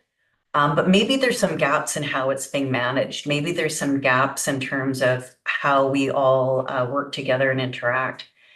So, you know, and I think we've been having that conversation already, but just, you know, further in that place. And then, you know, further direction to our committee. You know, are there certain policies or plans that we can work on to help fill those gaps? And that's it. Thank you. Yeah, and that's fine. Is there any final Well, thoughts? I guess just one final thought, and that is the personal aspect of Bowen Island. And I look to the visitor center, I think of someone meeting you as you arrive at the island. It's like having somebody, you know, greet you to their home. So that when you're expecting tourism to be sustainable from an environmental perspective, I think it has more impact when somebody, whether it's Judy or one of her coworkers at the visitor center, welcomes someone to the visitor center and says, well, here are all the trails, but please respect my home and don't step on the ferns. I think it's likely to have greater impact than if someone simply read that on an app or some notice on the ferry. So I think there is value to face-to-face environments and people actually greeting visitors to Bowen Island. Thank you. Thank you. Questions, comments from council? Councilor Saunders, Councilor Wake, Councilor Morse. To the chair, thank you for your presentation. Thorough. I don't really have a question, just kind of a couple of comments on some of the things you said. And actually, I did have questions, and then you responded to them in the second part of your presentation there. But I mean, it's a conundrum for everybody here, the tourist thing, and how much can business grow and how much do we want to grow. And I think everybody on the island is aware of it. And I certainly agree with you that there's probably some businesses that without tourism, it's a hard go for sure. Anybody in the hospitality industry would agree with that, I expect. But having said that, you know, when I look at what we saw in the previous presentation, the tourism budget and through all the commentary that we've had, and this harkens a little bit to something that Councillor Getty said earlier as well. When we're looking for funding for like we talk to people out in the community, and everybody's got an opinion on tourism. The general opinion, frankly, is can you please just get off the ferry, leave your money, get back on the ferry and go home? You know, like that'd be the easiest for everybody here. It doesn't make sense, and it's somewhat facetious, more than somewhat facetious to say it, but I'm wondering if the efforts shouldn't be focused far, far more on the visitor experience, however we define that to be, than on actually marketing tourism. Because you said in your own presentation, like it's here, it's not going away, it's going to get bigger. We had tons of people out there doing our marketing. Metro's doing our marketing for us. They're saying, go to Bowen. You can't go wrong there. Facebook's doing our marketing for us. I understand. I don't read Facebook much, but And I wonder if that shouldn't be a focus, and then how we tie that to the economic growth. I think I don't know how we do this, and it's just kind of flowing through my head as I talk about it, but is there a way to quantify what tourism does in terms of economic growth? Like, I know that a restaurant needs tourists. We need the tourists, we need the summer crowd. I'm gonna run a restaurant properly, but is there a way to quantify how other businesses are, you mentioned construction, how other businesses like that or other sectors might be impacted by better management tourism, more tourism, less tourism, anything like that, if we look along those lines in any way. Anyway, those just things kind of jump into my head here. Like, I like what you're presenting there, and it really does tie so much to tourism, and I'm wondering how we can kind of come to terms with all of that in a better way than we are. If I may, to respond. So we just want to say, like, as you heard, tourism isn't going away. And we do think we need leadership in terms, like continued leadership in terms of mitigating the impact. And what is that visitor experience? I don't think this is the time to take your foot off the pedal and stop funding when it comes to having a dedicated body focusing on that visitor experience. But I do think also from a cultural perspective on island, in terms of, yeah, come for, as you said, come to the island, but can you leave before, 3:00? I think sometimes our identity here, we haven't decided yet if we want to be a bedroom community. Do we want to be a suburb? Or do we actually want to be a sustainable, independent community? Because if you just want to be, if you want to be a suburb, nothing wrong with being a suburb, and you could take the ferry over to go out for dinner. You could take the ferry over to buy your lumber. You could take the ferry over to go to the theater. You can take the ferry over to Metro Vancouver, and there's lots of access of different things. But if we actually want to be a community that is independent and sustainable, that you could come to Bowen Island, live on Bowen Island, work on Bowen Island, buy your lumber on Bowen Island, go to the theater on Bowen Island, and go to a restaurant on Bowen Island, then there's just the realities of what our economy looks like. And the cornerstone of our economy, really, it's tourism. And so how do we want to manage that? And that's sustainable. I think it's the opinion of our committee that the MRDT is a great opportunity to have a sustainable funding model and really to dedicate those funds to really managing that visitor experience and also mitigating the impacts. Because I don't think anybody on Bowen Island would have necessarily an issue with tourism on Bowen Island if a lot of the impacts were minimized. I think you're right, and I think that maybe you said it better than me. That's kind of what I wanted to say, is that I don't think we need to be looking at attracting more tourists. I think we've got a lot and we're going to get more no matter what we do. But managing that better for ourselves and for the tourists as well, of course. And I think that's what you were just saying. Yeah. So, yeah, to me, that's kind of what we should be aiming at here. So like when Jody was showing the map, like, is the map a promotional piece, or is actually giving information to visitors so that they don't go stomping through somebody's backyard, or they do know that the public washroom is over there and don't bug the ready, or I don't know, whatever. You know what I mean? It's, I think Tourism Bowen Island is doing a great job of balancing both, like giving that proper information and managing it, but maybe coming from council is the direction on, I guess, finding that balance. More mitigation, more management, more involvement. What does that look like? Anyways. Hopefully. Thank you, Mr. Mayor. It's been a really interesting conversation. I don't think there's any question that we want to continue the work that the Bowen Island and the Economic Development Committee have been doing. I think the issue for council here is, I think we're being asked, how's it going to get funded, and what can community agree to this. And there's an element we haven't really identified here, although you touched on it, talking about a suburb or a community. And I don't think there's much question, we want to be a community and a wholesome community. But the reality is, the vast part of our tax base is residential and like suburban. We don't have the commercial tax base that you would normally have driving, having an economic development officer, having, tourism going on.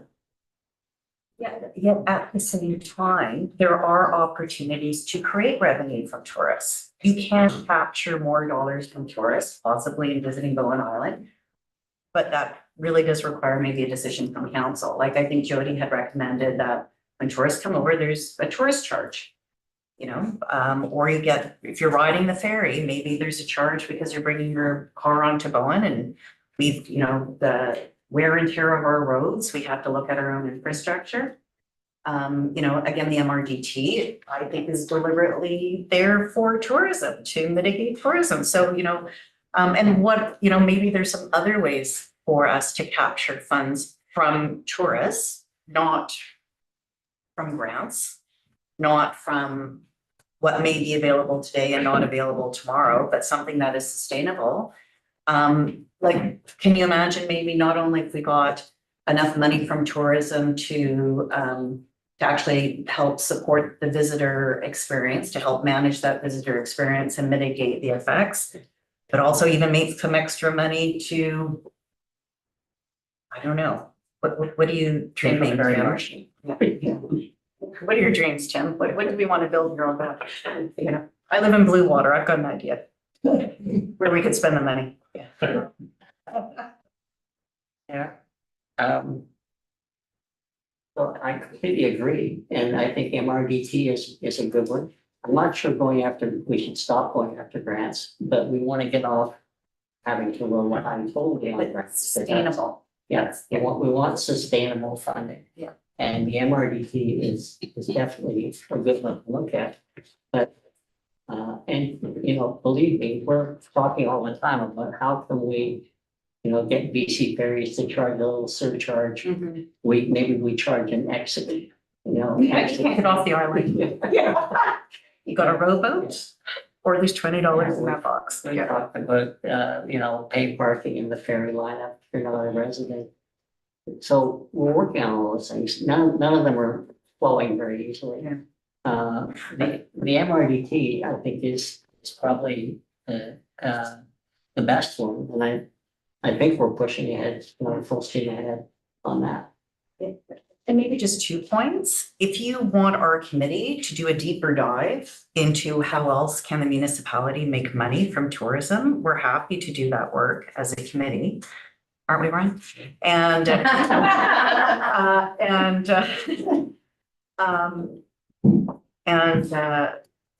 we're happy to do that work as a committee.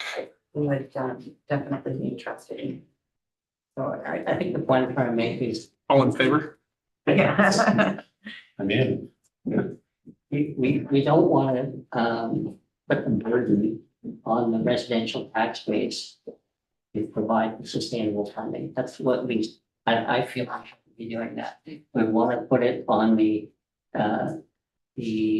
business community, the tourism driver, and we're all for that. And then some more ideas about how we actually tap into that flow of dollars that's coming here through the tourists. Because let's face it, they're getting a free ride here. They got a ticket to something, that's pretty cool. It doesn't cost them anything. Yeah, no, I mean, and maybe that's why tourism is growing here. But, I think it's a good point, because I think, let's just say money's no object, no matter what kind of visitor management plan there's money for, a mitigation plan there's money for, likely the tension for tourism would diminish.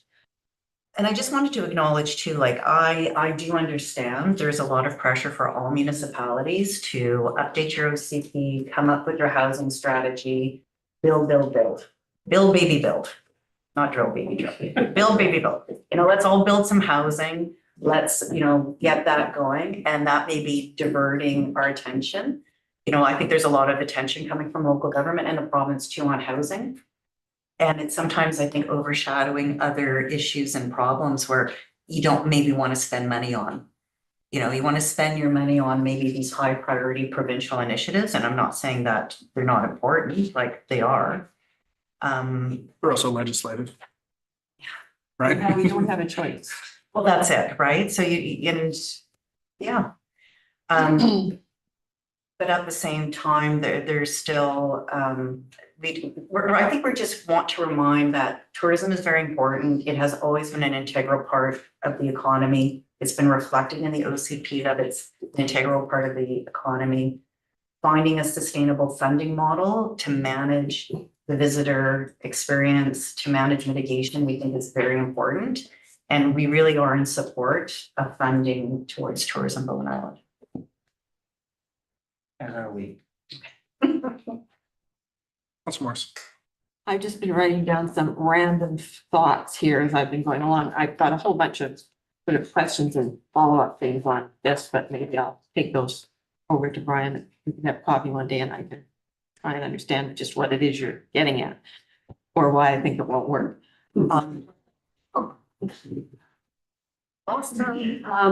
one of the things I think that from a promotion idea for tourism is it should be a 12-month business, not just so the off-season. People coming for wellness retreats and things like that. So I think that's reflective that what's recognized as a year round. yeah, Yeah. but try to grow that off-season so it's not, I don't think there's any problem with getting people here in the summertime. And then for operating a business, you need a certain critical mass. In other words, purchasers for the business to be successful.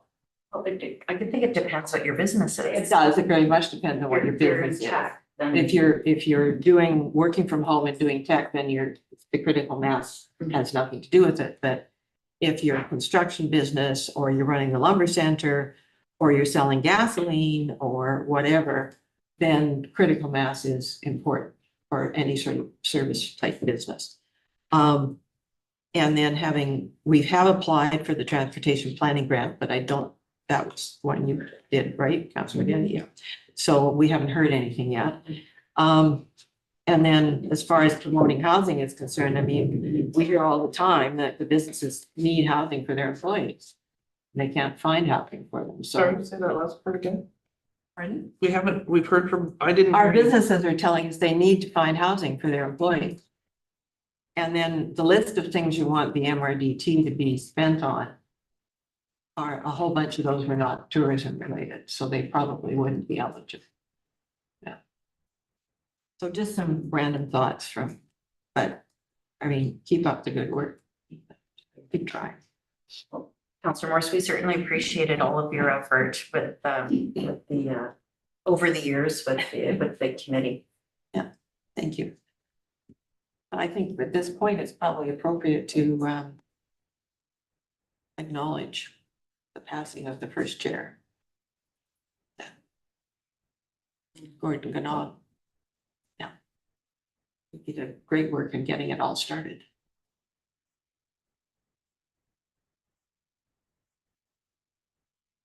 Sigety. I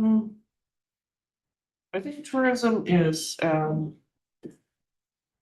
very clearly an engine and a provider in many ways, but I also think that there's tourism and there's been lots and lots and lots of research done and articles written and theses written and all sorts of it in terms of the kinds of tourism that is possibly less harmful. At one point, there was a park manager with when it was GVRD before it was Metro, who was coming and working with the Heritage Group about how to value add attractions in certain parks so that we would attract a certain kind of tourist. And it was, his idea was to have some sort of a sculpture art installation all through the park so that people that would come over and want to walk through nature could take photographs of birds and ferns and all the stuff that the conservation group is finding so popular with their photography contest. But also think of ways of value adding that is very, very low impact, right? So when the province is, and it's been held in abeyance for some time now, but when they're talking about trying to attract motorized vehicles for off remote areas and whether or not there should be vehicles going up Mount Gardner and all the rest of it, that is the kind of tourism that we probably don't want. A lot of people don't want, although there are still some that do. And there's, you know, a lot of the videos that are on social media are talking about motorbikes going off or mountain bikes going off track and into, you know, all sorts of areas that raises a lot of concern. So I think that the whole idea of coming up with a tourism plan and a long term is having, and I guess it's like our asset management idea, having some sort of a long-term plan about what is essential, what do we need, what can we not live without in terms of food supply and transportation and all the rest of it. What fits with that? You know, if we're Islands Trust mandate, preserve and protect, which I value enormously, and I'm quite, I'm a trustee, so I'm quite keen on that. But I think people come here to visit because it's rural and it is how we have had, you know, 25 years of preserve and protect, more, 50 years. We just did 50 years celebration, 25 years for the Muni. That is, and you know, Councillor Jurgensen just posted something in terms of having visitor open. They were so excited about the cleanliness of the air and how they could hear things. And I think he was talking about the cleanliness, but there's, you know, when you go into town and you stay for any length of time, you realize you can't hear the birds. And you want to get back home because you don't have to listen to traffic all the time and sirens and all the rest of it. So what attracts people is that we have protected and focused on being rural. And the best tourists and the visitors are the ones that appreciate that and get into that sort of lifestyle. And, you know, the ones that don't, those are the ones we want to wave goodbye, you know. But we have an industry in terms of spas and retreats that are doing very well and that they utilize and bank on those kinds of attributes. So, you know, if your function as a committee, and I haven't had any involvement with the CEDC, is to facilitate development, I think we have to be really careful and focused in terms of what is it that we can attract and keep that can survive with all the transportation and higher costs and lack of housing. And what are the kinds of things that we want to publicly and I suppose maybe adamantly say that there's limits. So if you are getting reports and have regular comments from the province, then they need to be well aware, if they're not already, that there's limits in terms of the kinds of things that they should be supporting for our little island, and why. And at the same time, trying to work with the community and get ideas, you know, remember way back when Wolfgang Duntz was developing Kate's Hill, there was going to be a university at the top.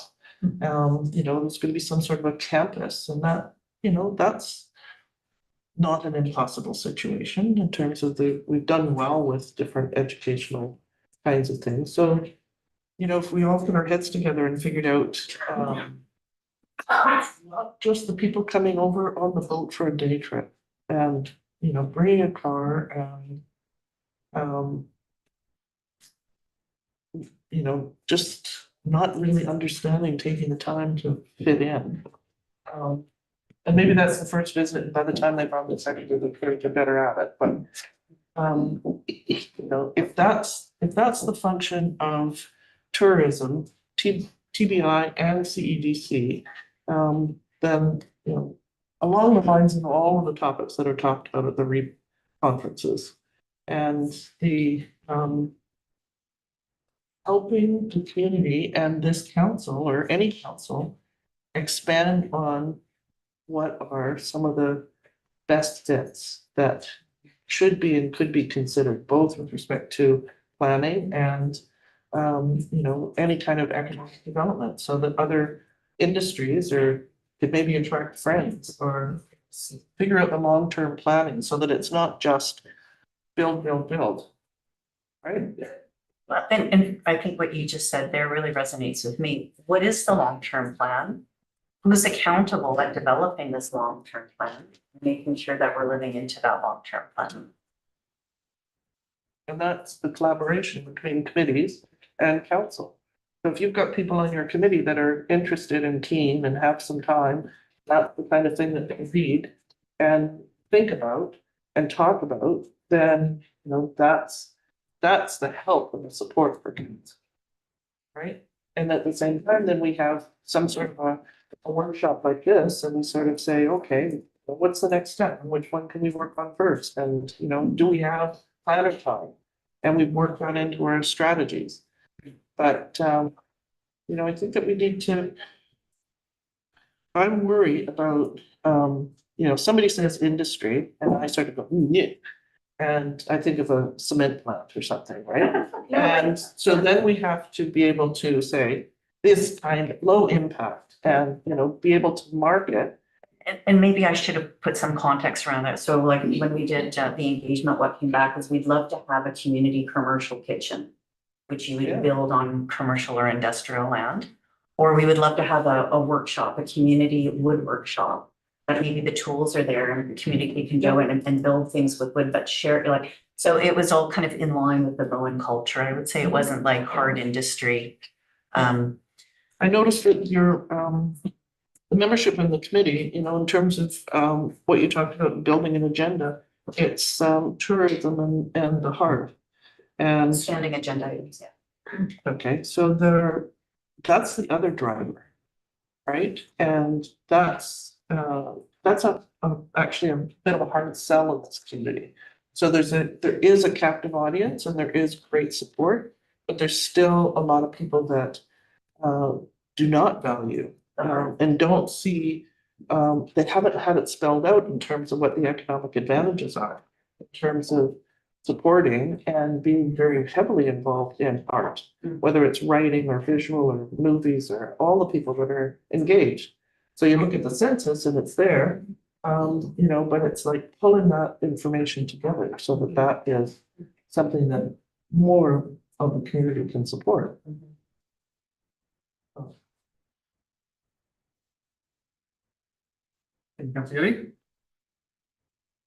Yeah, just some comments from this seat here is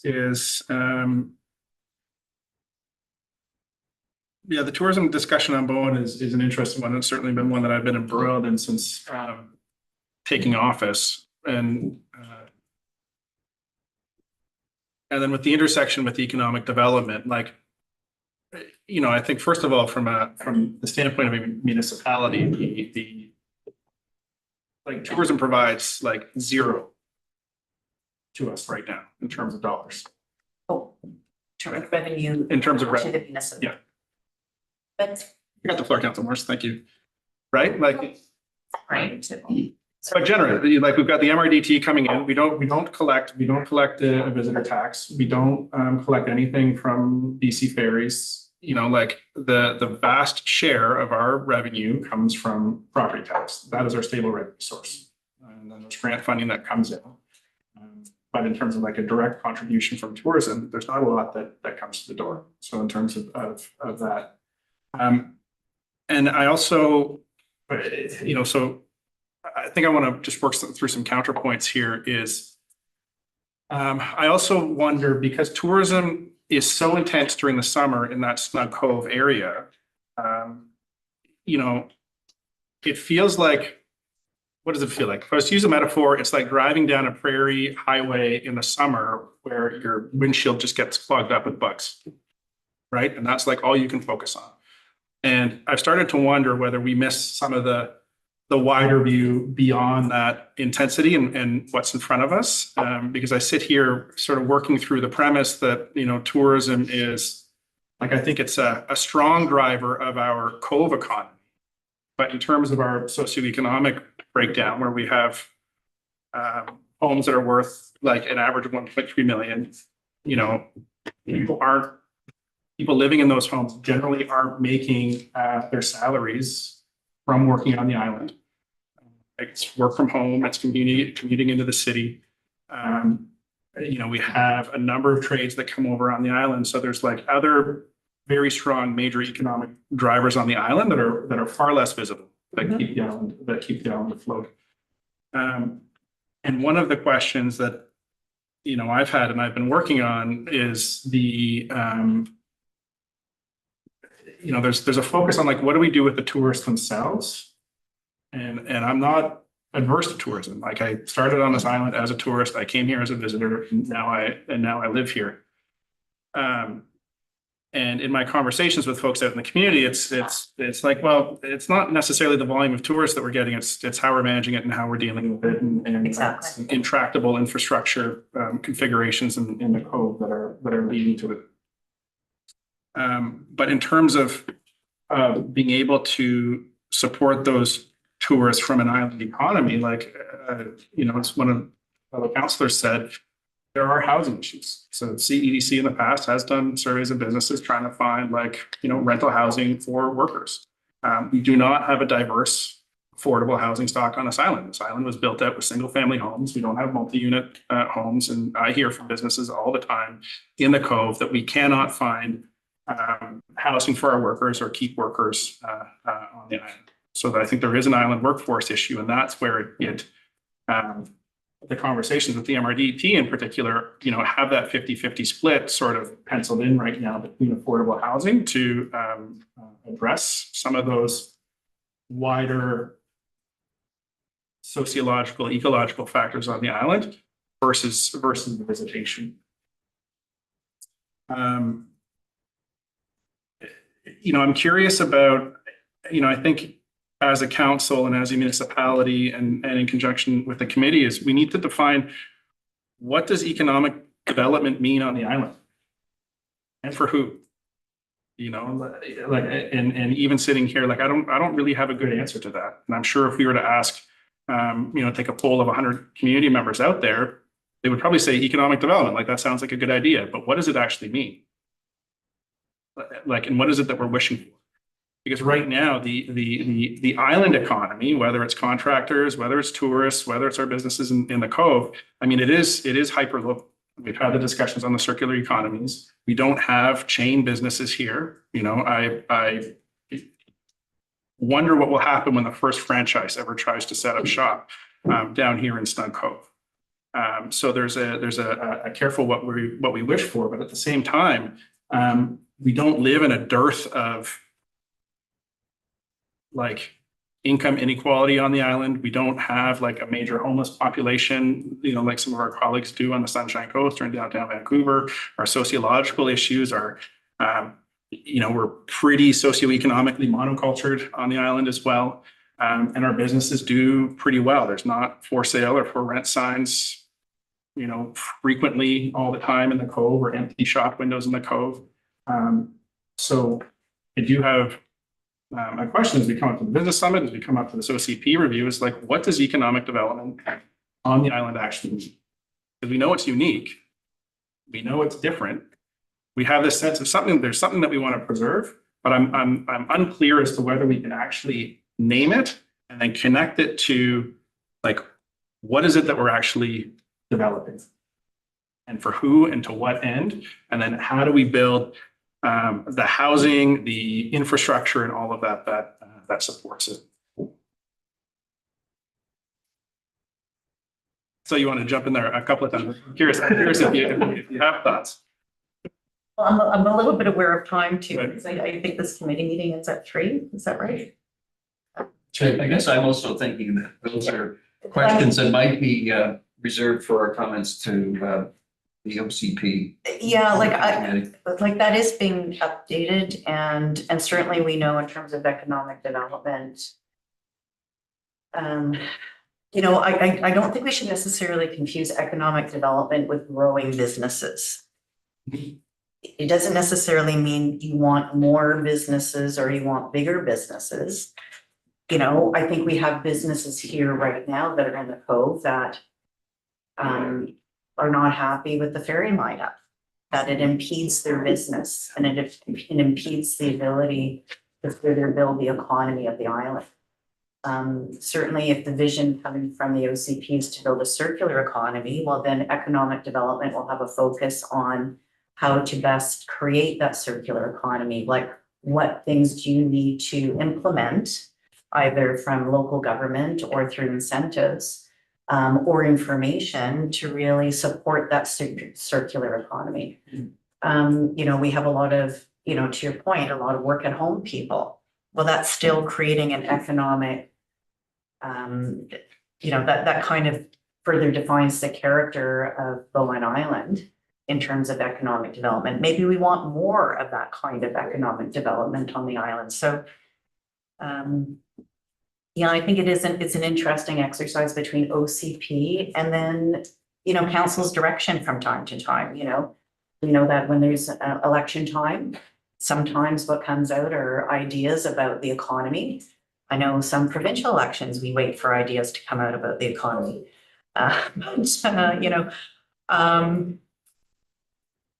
You know, and I think that's all under the umbrella of economic development and how active or how inactive you are.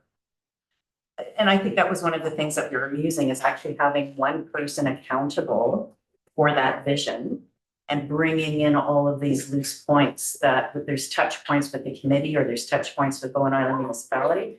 But maybe there should be a person who, maybe it's a part-time job and maybe it is funded through the coupon that every tourist is going to have to buy to get off the island. You know, to kind of bring it all together. Councillor Jurgensen, did you have your hand up? You did at one point.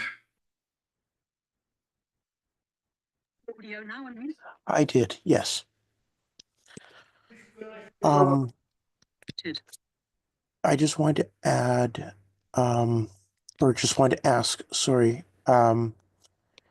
regarding community economic development, is there, in your opinion, do you feel that there is a space for it to be driven in such a way that the economic development complements both what we have already, but also drives the economy in the direction of circular economics? I'm sorry, hoping that's a clear question. If not, I can rephrase that. Maybe make it a little bit more clear. So do you mean, is there a way to like encourage certain businesses so that they're in line with our vision of the circular economy and maybe other initiatives? Was that Yeah, so that we can kind of encourage that growth rather than just business and economic growth in general, encourage that growth in a way that fosters the economy to be circular. like, I think we've seen that like through COVID, that, you know, for those who work remotely, then have the ability to move to Bowen Island, and what they appreciate and value about Bowen Island is the environment. And so they themselves are, you know, they're working and maybe they're operating a small business, or maybe they're an independent worker, but it's very much in line with the culture of the island and how we want to, you know, it's not in conflict, let's say, with maybe our values that we have through the OCP and other initiatives. Okay, thank you. Councillor Morris. listening to everybody talk, I'm remembering the reports that were done. I can't remember how many years ago now that Sherry and Edward did. And they interviewed people and they studied people, you know, and a lot of people moved here or commuting to town or whatever, and they liked it. They wanted to be able to stay on the island, and so they opened up a business, or they got into a business that would enable them to stay on the island. That was a comment. So it might be worthwhile sort of updating that survey or relooking at those results and seeing if they're still valid.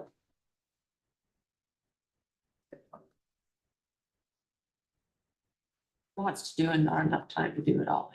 That's fast. Just to say, I'm looking at the Bowen Branding Initiative and the Bowen Island Community Brand. That's all referenced in your in the responsible visitation plan. I can see it there, so it's all handy.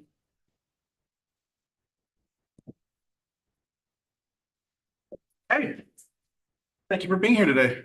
Thank you. Thank you. Two staff reports to rip through. So we have 4.1 active transportation plan. Yeah. Back in our Island Community Planner joining us here today.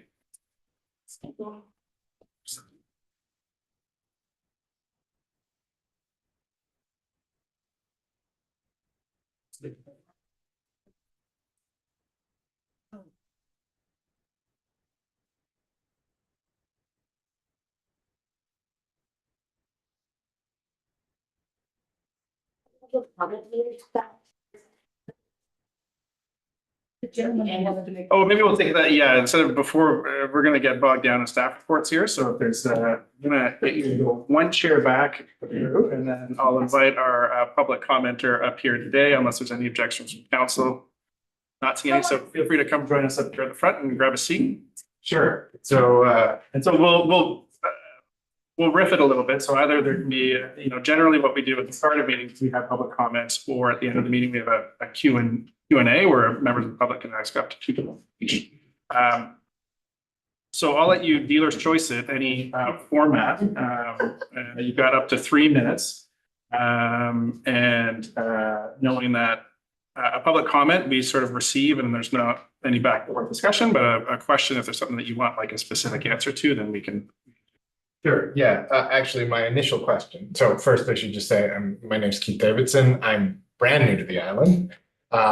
Only lived here for 5 months now. Welcome. He's on 5 committees. Yeah. More boards already than I care to admit.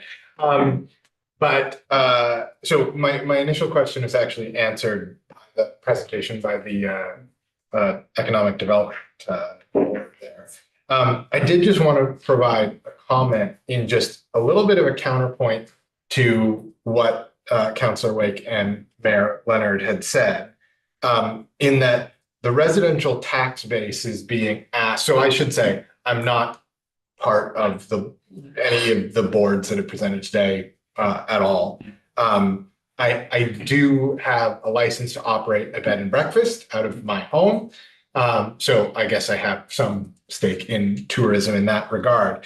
But I did just want to say that, while I understand the argument that asking the residential tax base to fund things that are related to tourism, however, I would provide a counterpoint there in saying that the residential tax base and at least portions of the increase in the residential tax base through the fact that the increase in property taxes comes along with the increase in property values is stemming from tourism.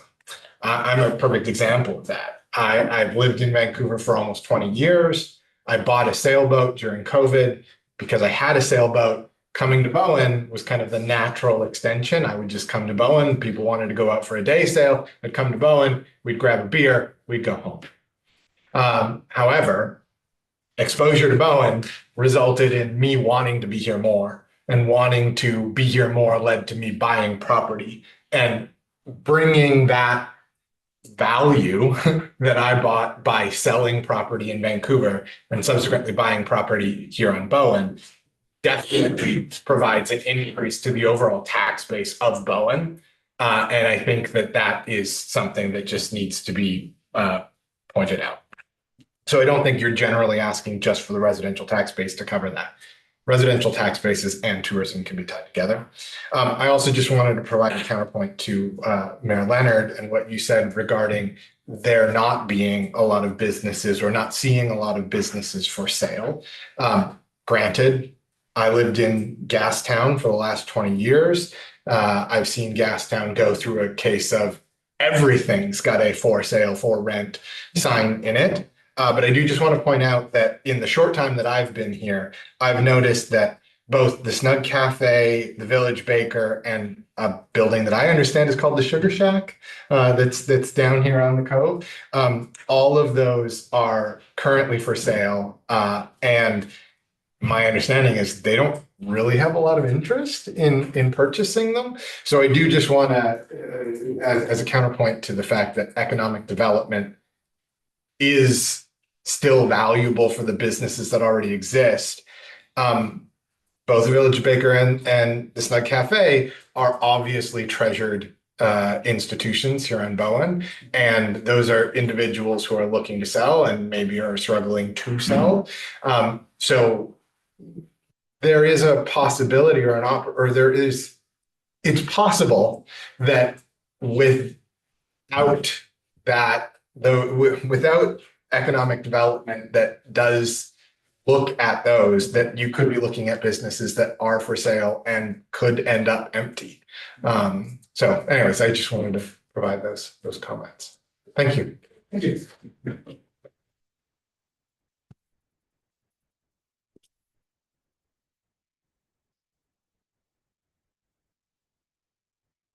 Back and over to you. Sitting so patiently in the back. He's our neighbor.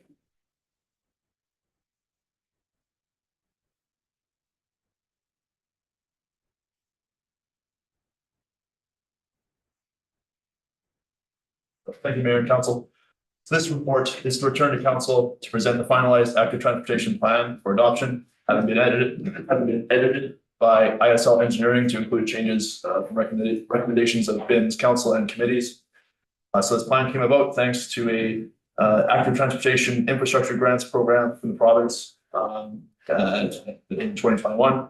Through that, the active transportation plan was prepared for BIM by ISL Engineering. It was presented to council in late 2023. Staff and organized a committee of the whole meeting for January 15th, 2024 for further discussion, and it also involved 4 committees. There was Transportation Advisory Committee, Finance Advisory, Environmental and Climate Action, and the Accessibility Advisory Committees. So at that meeting, staff were directed to revise the plan regarding several points, but the discussion at that meeting was pretty extensive. Many community reps said that not only did they have more to say, but the rest of their committees would have more to say as well. So staff then presented the plan for referral at subsequent committee meetings of both the Accessibility Advisory Committee and Transportation Advisory Committee in early 2024. So once all those committees were sufficiently consulted, a 25-page summary of council and committee comments was sent to ISL to incorporate into the plan. ISL responded that the list of comments was too long, vague, and contradictory to address within the remaining just 3 hours of budgeted time. So staff then worked to reduce the 25 pages of comments down to 2.5 pages of clear and concise edits to address the main concerns expressed by council and committees while still remaining within the budget for the project. And ISL agreed with the changes and incorporated them into the plan. They did push back on a few points that I'll explain. So one specific edit that ISL disagreed on was the request from council to remove both the priority matrix and the capital spending plan. So they felt that the project prioritization plan should be preserved since it provided staff and council with ISL's technical recommendation of priorities, which can then inform strategic planning. They said there's certainly reasons why higher priority projects, reasons why staff or council would move forward with the lower priority projects before the higher ones are complete.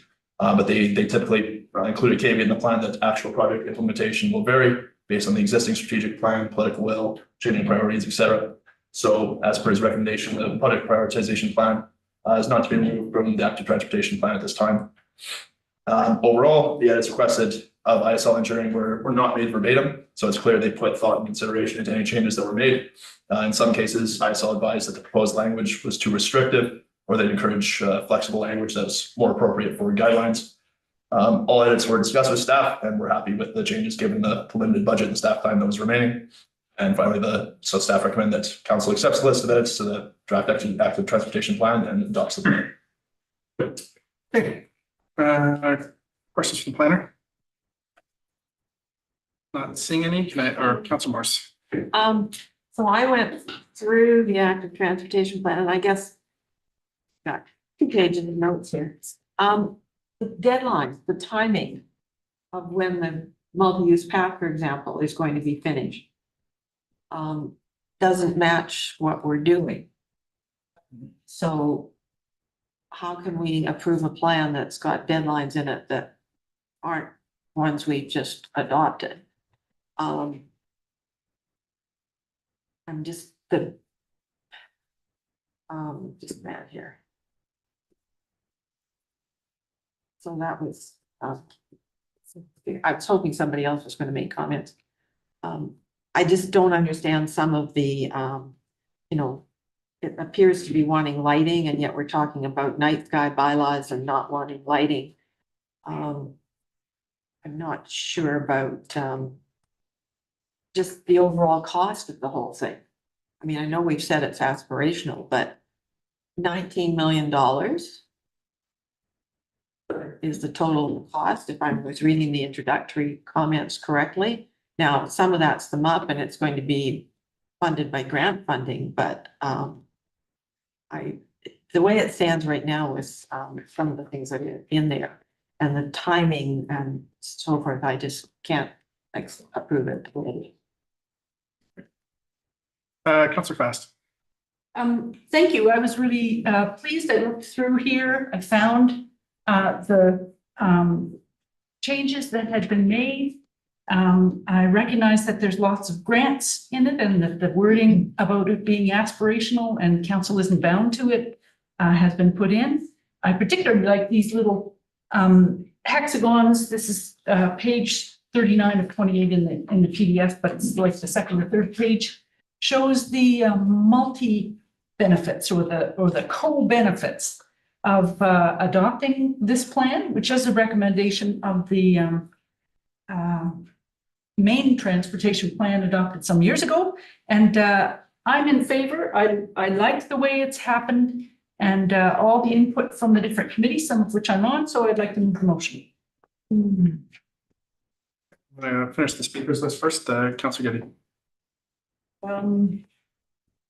I didn't get a chance to go through it and make comparisons, and I'm hoping that you are satisfied with it, and I'm satisfied with that then.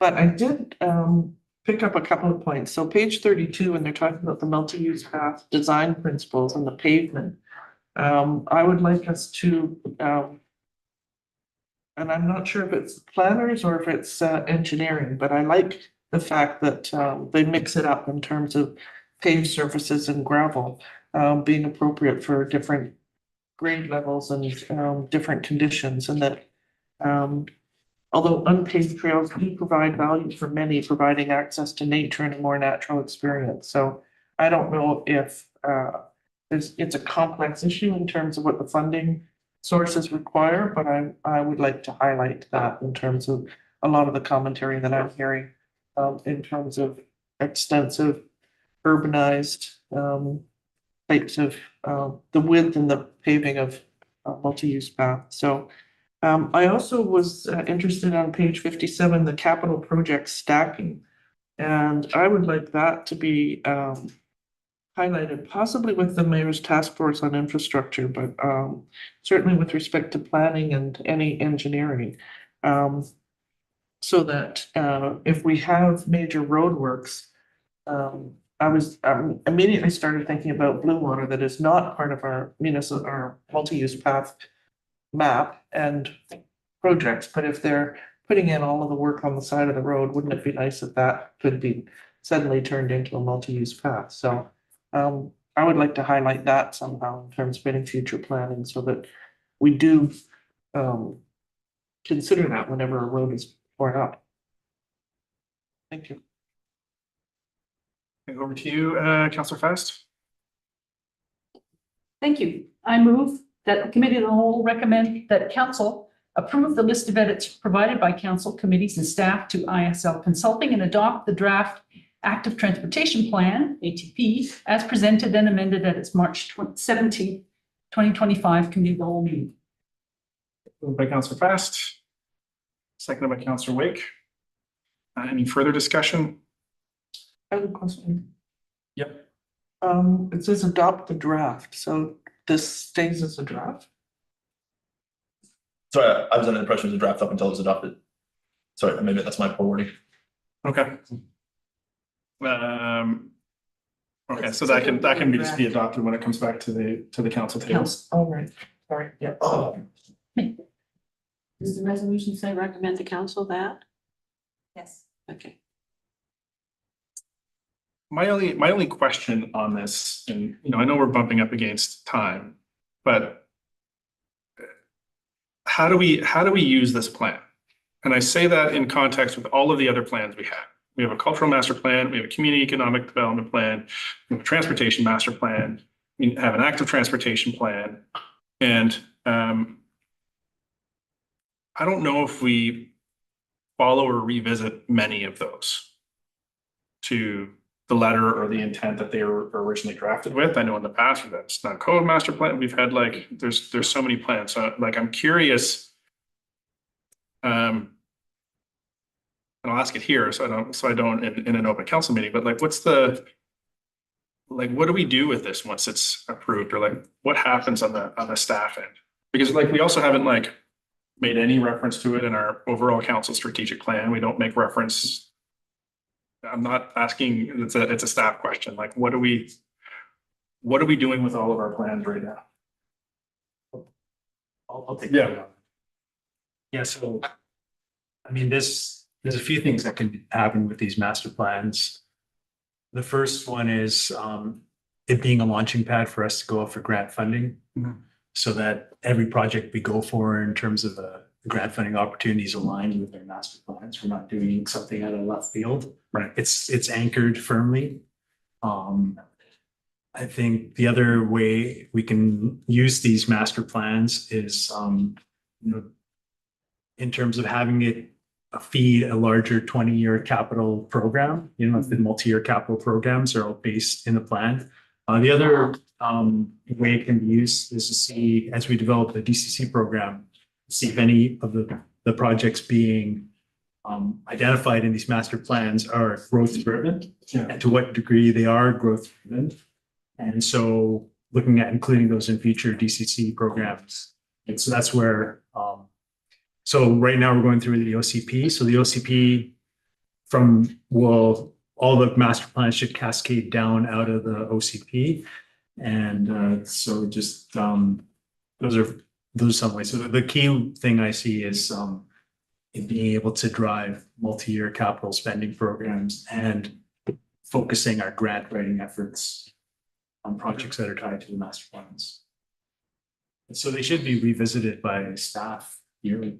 Right. Yeah. Okay, that's helpful. Yeah, there's just, there's so much in our master plans, and I think Councillor Morris's comments are well taken. I've certainly had that asked of me when the active transportation plan first came up, that it's tens of millions of dollars of unfunded projects. Is this something that we want to do? And I'm not saying that we shouldn't do it. I'm just curious about how this links forward to the work that we're doing generally, because we have got a lot of master plans out there, and I don't know if we've revisited many of them in recent times. I saw Councillor Fast, Councillor Wake, Councillor Getty. It's okay. I had similar thoughts, and it eventually came to me that this doesn't say that we're gonna go and spend $19 million. So it's, I think we get caught up in, okay, so this is our plan, this is what we're gonna do. But I look at it as, this is a recommendation, and it's a recommendation at a point in time, and things start to change. And I think the multi-use path is probably one of the best examples. I think we've had a number of surprises. Yeah. And I think there's still a lot of questioning going on. And the council is gonna have to, make some decisions about that. But this is I think this is a good technical document. There's a lot of good reasoning for why we should do things this way and what the priorities are, but we're not bound to it. So I'm in favor. Councilor Giddy? Yeah, I guess raise some concerns. I mean, the word aspirational and we're not bound by it, and it's crazy expensive in terms of trying to imagine getting through half of this, but in terms of using this as a foundation for some sort of grant, there's a whole lot of this, the night skies and the extent of the paving and the what feels very much like an urban kind of design is something that I would really, if I were on council and we just, working through one particular project, I would have real problems with. So, I would like to get on and have it not so much rot on its shelf, but very clearly be accepted as something that has lots of controversy attached to it. So that it's not written in stone, we're not bound to it, and it is, maybe all capital letters aspirational. I'm not even sure that I agree with that word now, but it's like we paid for the consultants, we got this report, it has lots of input, it's been discussed, and now it's whether or not we actually adopt it in any given capital expense. I think there's bits and pieces that we can, each of us, pick and choose, but it's going to be subject to an enormous amount of debate. Should be hopeful. Let's see. Councilor Pastor. Thank you. I think besides recommendations for council moving forward, perhaps over 20 years, maintaining the routes so that some of us can walk to where we want to be or ride our bikes or move around in active ways. Kids can ride their bikes to school. It's also, this plan lays it out so that another project doesn't interrupt that way of kids getting to school, or a playing field doesn't get expanded to cover the place where the connection could be made for kids getting away from school, for example, back home. So I just think it's good land use planning in terms of where are the routes that people are already using and how could we improve them to meet these various goals at the beginning. Not everything, there's lots of grants out there for climate and safety and accessibility. And we know about public health. We've got all of these kinds of things together. So for me, this is a plan that will help us multi-solve problems so that when, for example, the Blue Water example, there's something's being dug up. Maybe that's sort of a roughing in of a pathway. That's what this sort of pathway beside the road to between the Four Corners and the Catholic Church was. That was way back before we were a municipality. That was called, that was permission from Hydro to rough in a trail.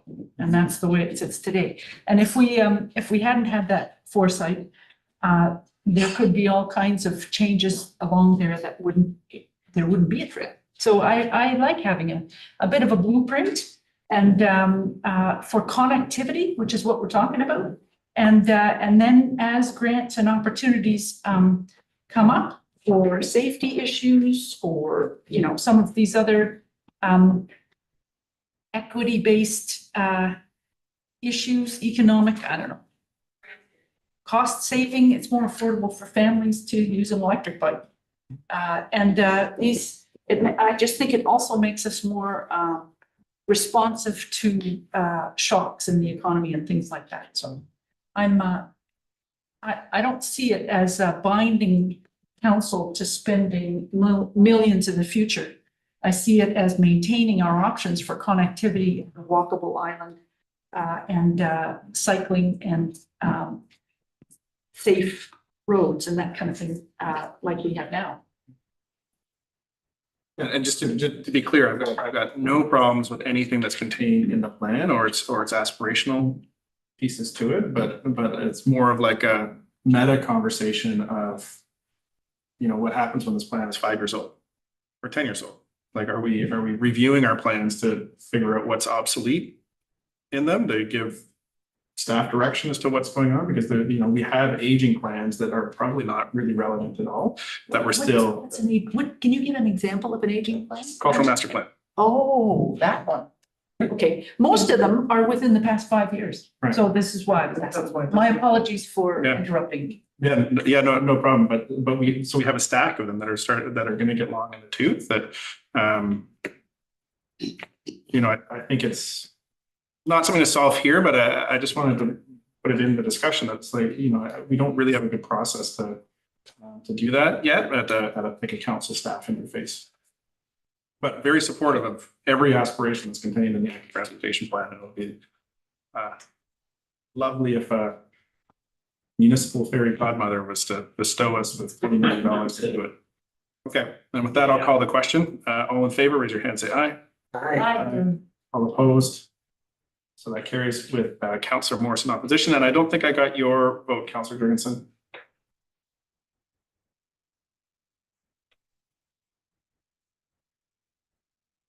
Are you there with us, Alex?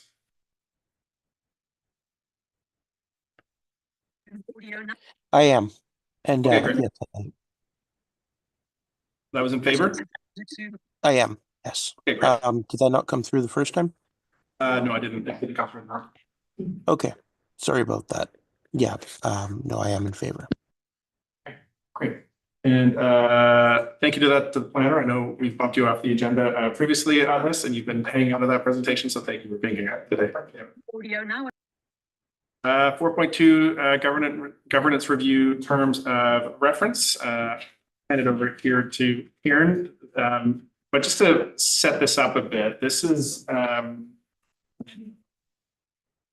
originally came out. So Kieran really took the ball and ran with this, where we had discussion during our strategic planning check-ins. There was that talk in the agenda where, you know, I would sort of sit in the chair and be like, how are things going? Are there things that we want to improve or things that need to be updated? Felt a little weird to be doing that in a full strategic planning meeting. So Kieran's really taken the idea and tried to put some structure around it with the terms of reference as to how we can do regular, open and transparent governance check-ins as a council and what that might look like and the type of stuff that we would be discussing or trying to move forward, or at least checking in on a regular basis with those pieces.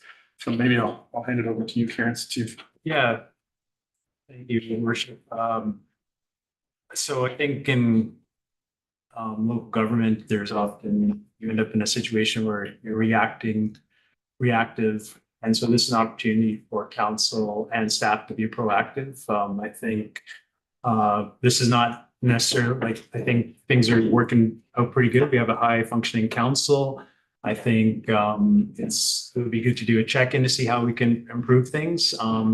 I think, you know, it would be good for staff to know if the way they're presenting to council is the best way, whether the material is appropriate, whether there's things that can be improved. I think it's a good opportunity for councillors to discuss amongst themselves what things are working and what things can be improved. Again, this is not in and of itself, where there's no problem here that we're trying to address. It's just about being proactive and building on the momentum that we created this council term in terms of our processes. And I think in terms of the strategic plan, one of the core areas that we're trying to focus on is effective governance. And so this is one tool in their toolbox in how we can just do that check-in a couple times a year. And I think you know, it's a positive thing to do it in the public sphere.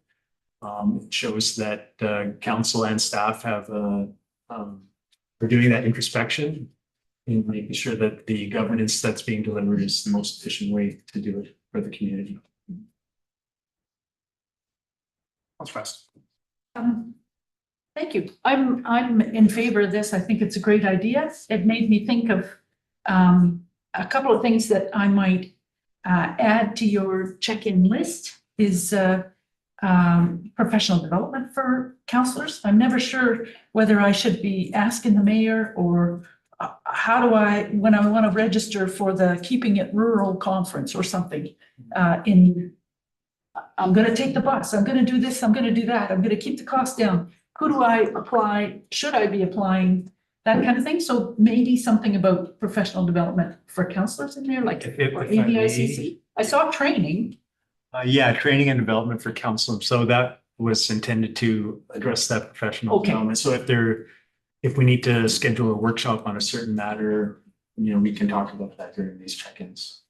Right. That's it, but just to build on Councillor Fact, we don't have a policy for who gets to approve.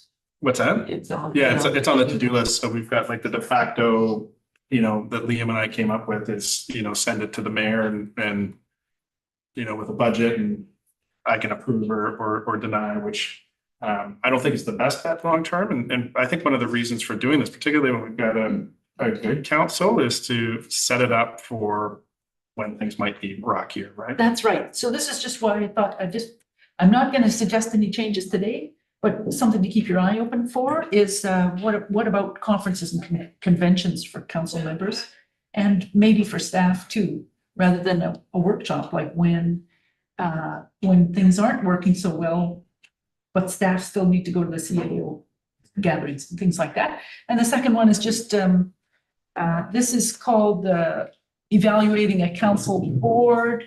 It's a way I use for thinking about, am I doing a good job or not? This is Ellie Mina's checklist, so you can give yourself a score. You might want to use it as a survey or something at some point, but really useful, and I'm in support, and I'd be happy to make the motion.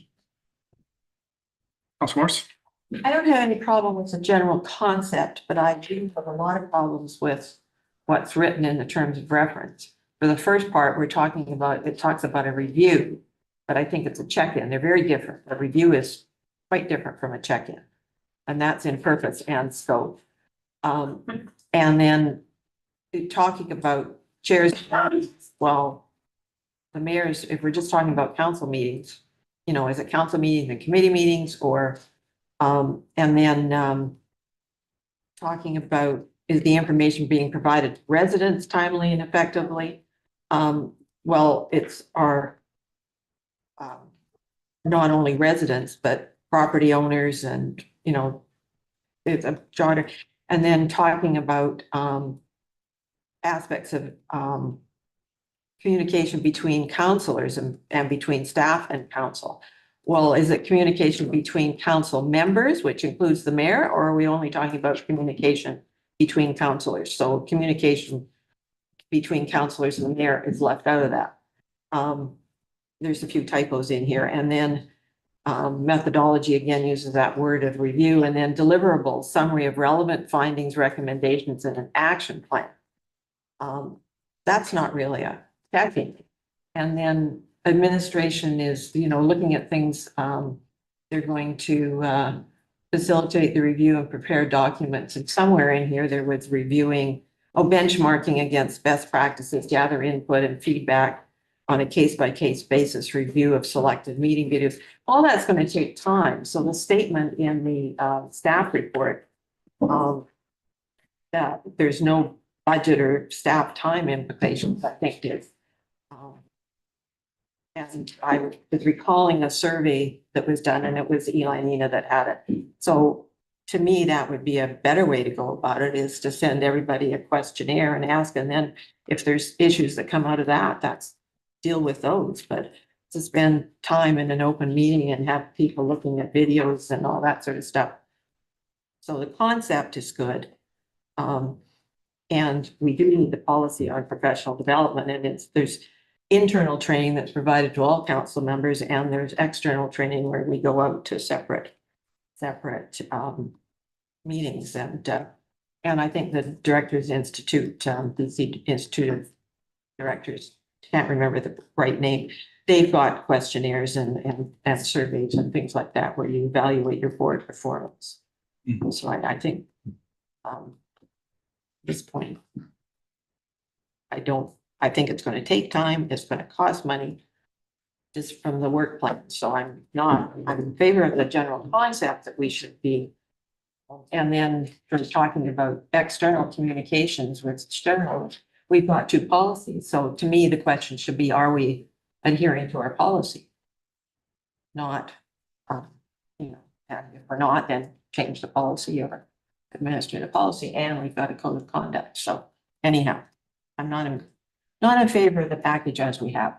Right. I missed that part in the implementation. Was there something in here that said we would be spending hours watching videos or? Yeah. Benchmarking against best practices, gather input on a case-by-case basis, review of selected meeting videos, and that's all under methodology for conducting the review. Right, but it wouldn't like. Well, you're talking about a review will be conducted through doing these things, so. So, Yeah. I'm aware of this concern. It was voiced to me previously. I did change the terms of reference to say on a case by case. The intent is not a make work project for staff. We are busy with our tasks as it is, but these are potential data points that if, something, we want to look at something, these are potential data points. So the idea is now that we're going to go through hours and hours of council video to pick things out and present them. It's like, if there's something we want to improve, perhaps we look at how they do it in other jurisdictions, other best practices from local governments. But the intent here is not to, prematurely or go through every single council video. It's just on a case by case basis if something's identified that we want to review. Councilor Getty. There's been some governance issues with the trust and with a code of conduct and basically, I guess it's the process that's in the code of conduct. And, there have been problems that have been identified and actual formal written complaints. And that's when this kind of thing kicked in terms of, and that's the process that's in the code of conduct. So there are, this methodology has come up and, there were complaints. It was a great kerfuffle in terms of taking videos down from the last September's meeting and all the rest of it. And they've since been subject to a freedom of information and they have been released. So, in terms of, I wouldn't expect this to be a huge amount of staff time unless and until there's a problem. And that this would give us some sort of a methodology and a feedback system so that we can actually, I don't spend time on it. So, case by case and as needed, I suppose. If somebody has a comment that they want to raise, then this gives us an opportunity to do that in something that set up and hopefully handled in a way that we're all going to be open to talking about it, right? So it's not going to be necessarily, you don't have to be defensive and you don't have to justify, and you just sort of figure out what the issue, what the problem, the action has been and why. Something that's better. So I think it gives us some parameters in terms of having some way of having discussion on a semi-regular basis. I'm not sure that how we would fit it in, twice a year is boring, but it might be helpful just in terms of having an agenda item and these are the kinds of things that we need to check in on. It sounds very broad and it could be very specific, so I don't think it's a problem. Just a quick point that when issues do come up, this could help identify them early, when it might be easier to address them. Right now, the Islands Trust is doing something like this with a survey after every trust council meeting. So hopefully we never get to that stage. So that's why I'm in favor. I know from the Reforming the Local Government Act session that I attended online. Civility issues, anyway, social tensions, code of conduct and harassment policies is not enough. So there's a lot of concerns across the province. And we're in a good time here. Let's use it to make sure that we have some tools in place to stay in the good working relationship. Yeah, and I don't see this as like because there's governance reviews and then there's governance reviews, right? Like Islands Trusts, Metro Vancouver, they're going through governance reviews, right? This is, every 6 months to come together as a council and this, I think, just puts better structure around what I've traditionally been doing. Like, how's it going? Okay, well, instead we're gonna how's decorum? How's our decision-making process? Are we doing things that we can hand off to staff? Like, are you hearing things in the community that aren't being responded to in a timely manner, that need to feedback down the chain? What's coming up for training and development in the next 6 months? Should we register for this and that? Who wants to go? That having an objective conversation about that staff council interface and talking about how we can be more effective as a team. Like, I think it's not we're not hiring Deloitte to go out and do a governance review. It's more of a conversational check-in with some actual structure to it that should likely be done in an open meeting. So it'll probably be iterative. Like, I don't think it's going to be captured perfectly in this round, and it's open to change. And ultimately, staff takes direction from council, but we don't have that forum right now, right? And I think we're overdue for actually a conversation like that. And I don't know how everybody else is feeling, but I feel like we're just past 2 years into the term. It's getting to be a little, feels like we're into the marathon now. Like, things feel like they have the propensity maybe to get a bit crunchier. So having the time to do this, I think, would be great. Okay, so Councillor Fast. So I'm going to make the motion. Yes. That the committee of the whole recommend that council endorse the completion of the governance check-ins twice a year, once in spring, once in fall, as outlined in the semi-annual BIM council governance check-ins terms of reference. It's been moved and seconded by Councillor Getty. Any further discussion? Councillor Morse. As I said, I have significant problems with the terms of reference. I could support the motion if it didn't have as outlined in the attached terms of reference. Okay, so are you looking to make an amendment or? So, just a comment? yeah, so I would move that as outlined in the attached terms of reference be deleted. Amendment's been moved. I'll second that. Seconded by Councillor Saunders. Any discussion on the amendment? I think Kurt, did you want to say it? Well, I'm withdrawing. Okay. Right, Councillor Getty. So if this list of terms of reference is not included, then what would be the next steps? To revise that? And so what? Your worship, I mean, if there's some simple wordsmithing, I heard a comment that the word review is, would like to be changed to check-ins. I mean, that seems like an easy change if we want to do a clear amendment on, in all references to the word review, be changed to the word check-in. I mean, that's easy for us to do. And we can move on with the adoption of this if it's limited to that. If there's some other facets that can be identified, we can certainly make those changes. Yeah, for my part, I'd be satisfied with that. Just shifting down from review to making it a little more informal like that, just with the wording you suggest. Yeah, I'm going to vote in opposition to the amendment. I mean, I feel that review is fine. And I feel that putting this out into the public as every 6 months, your council is going to have a review of how it's governing, and that'll be part of the record. I'm open to that.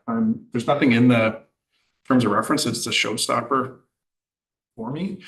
And I see them more as like there's nothing kind of legally binding in here. Like, it's just a list of questions that we can talk about. So I'm fine as is. Councilor Wade. I look at it as we're gonna review if there's anything we need to check in on any of these areas here. It's not a review, but we're gonna go through all these individually and,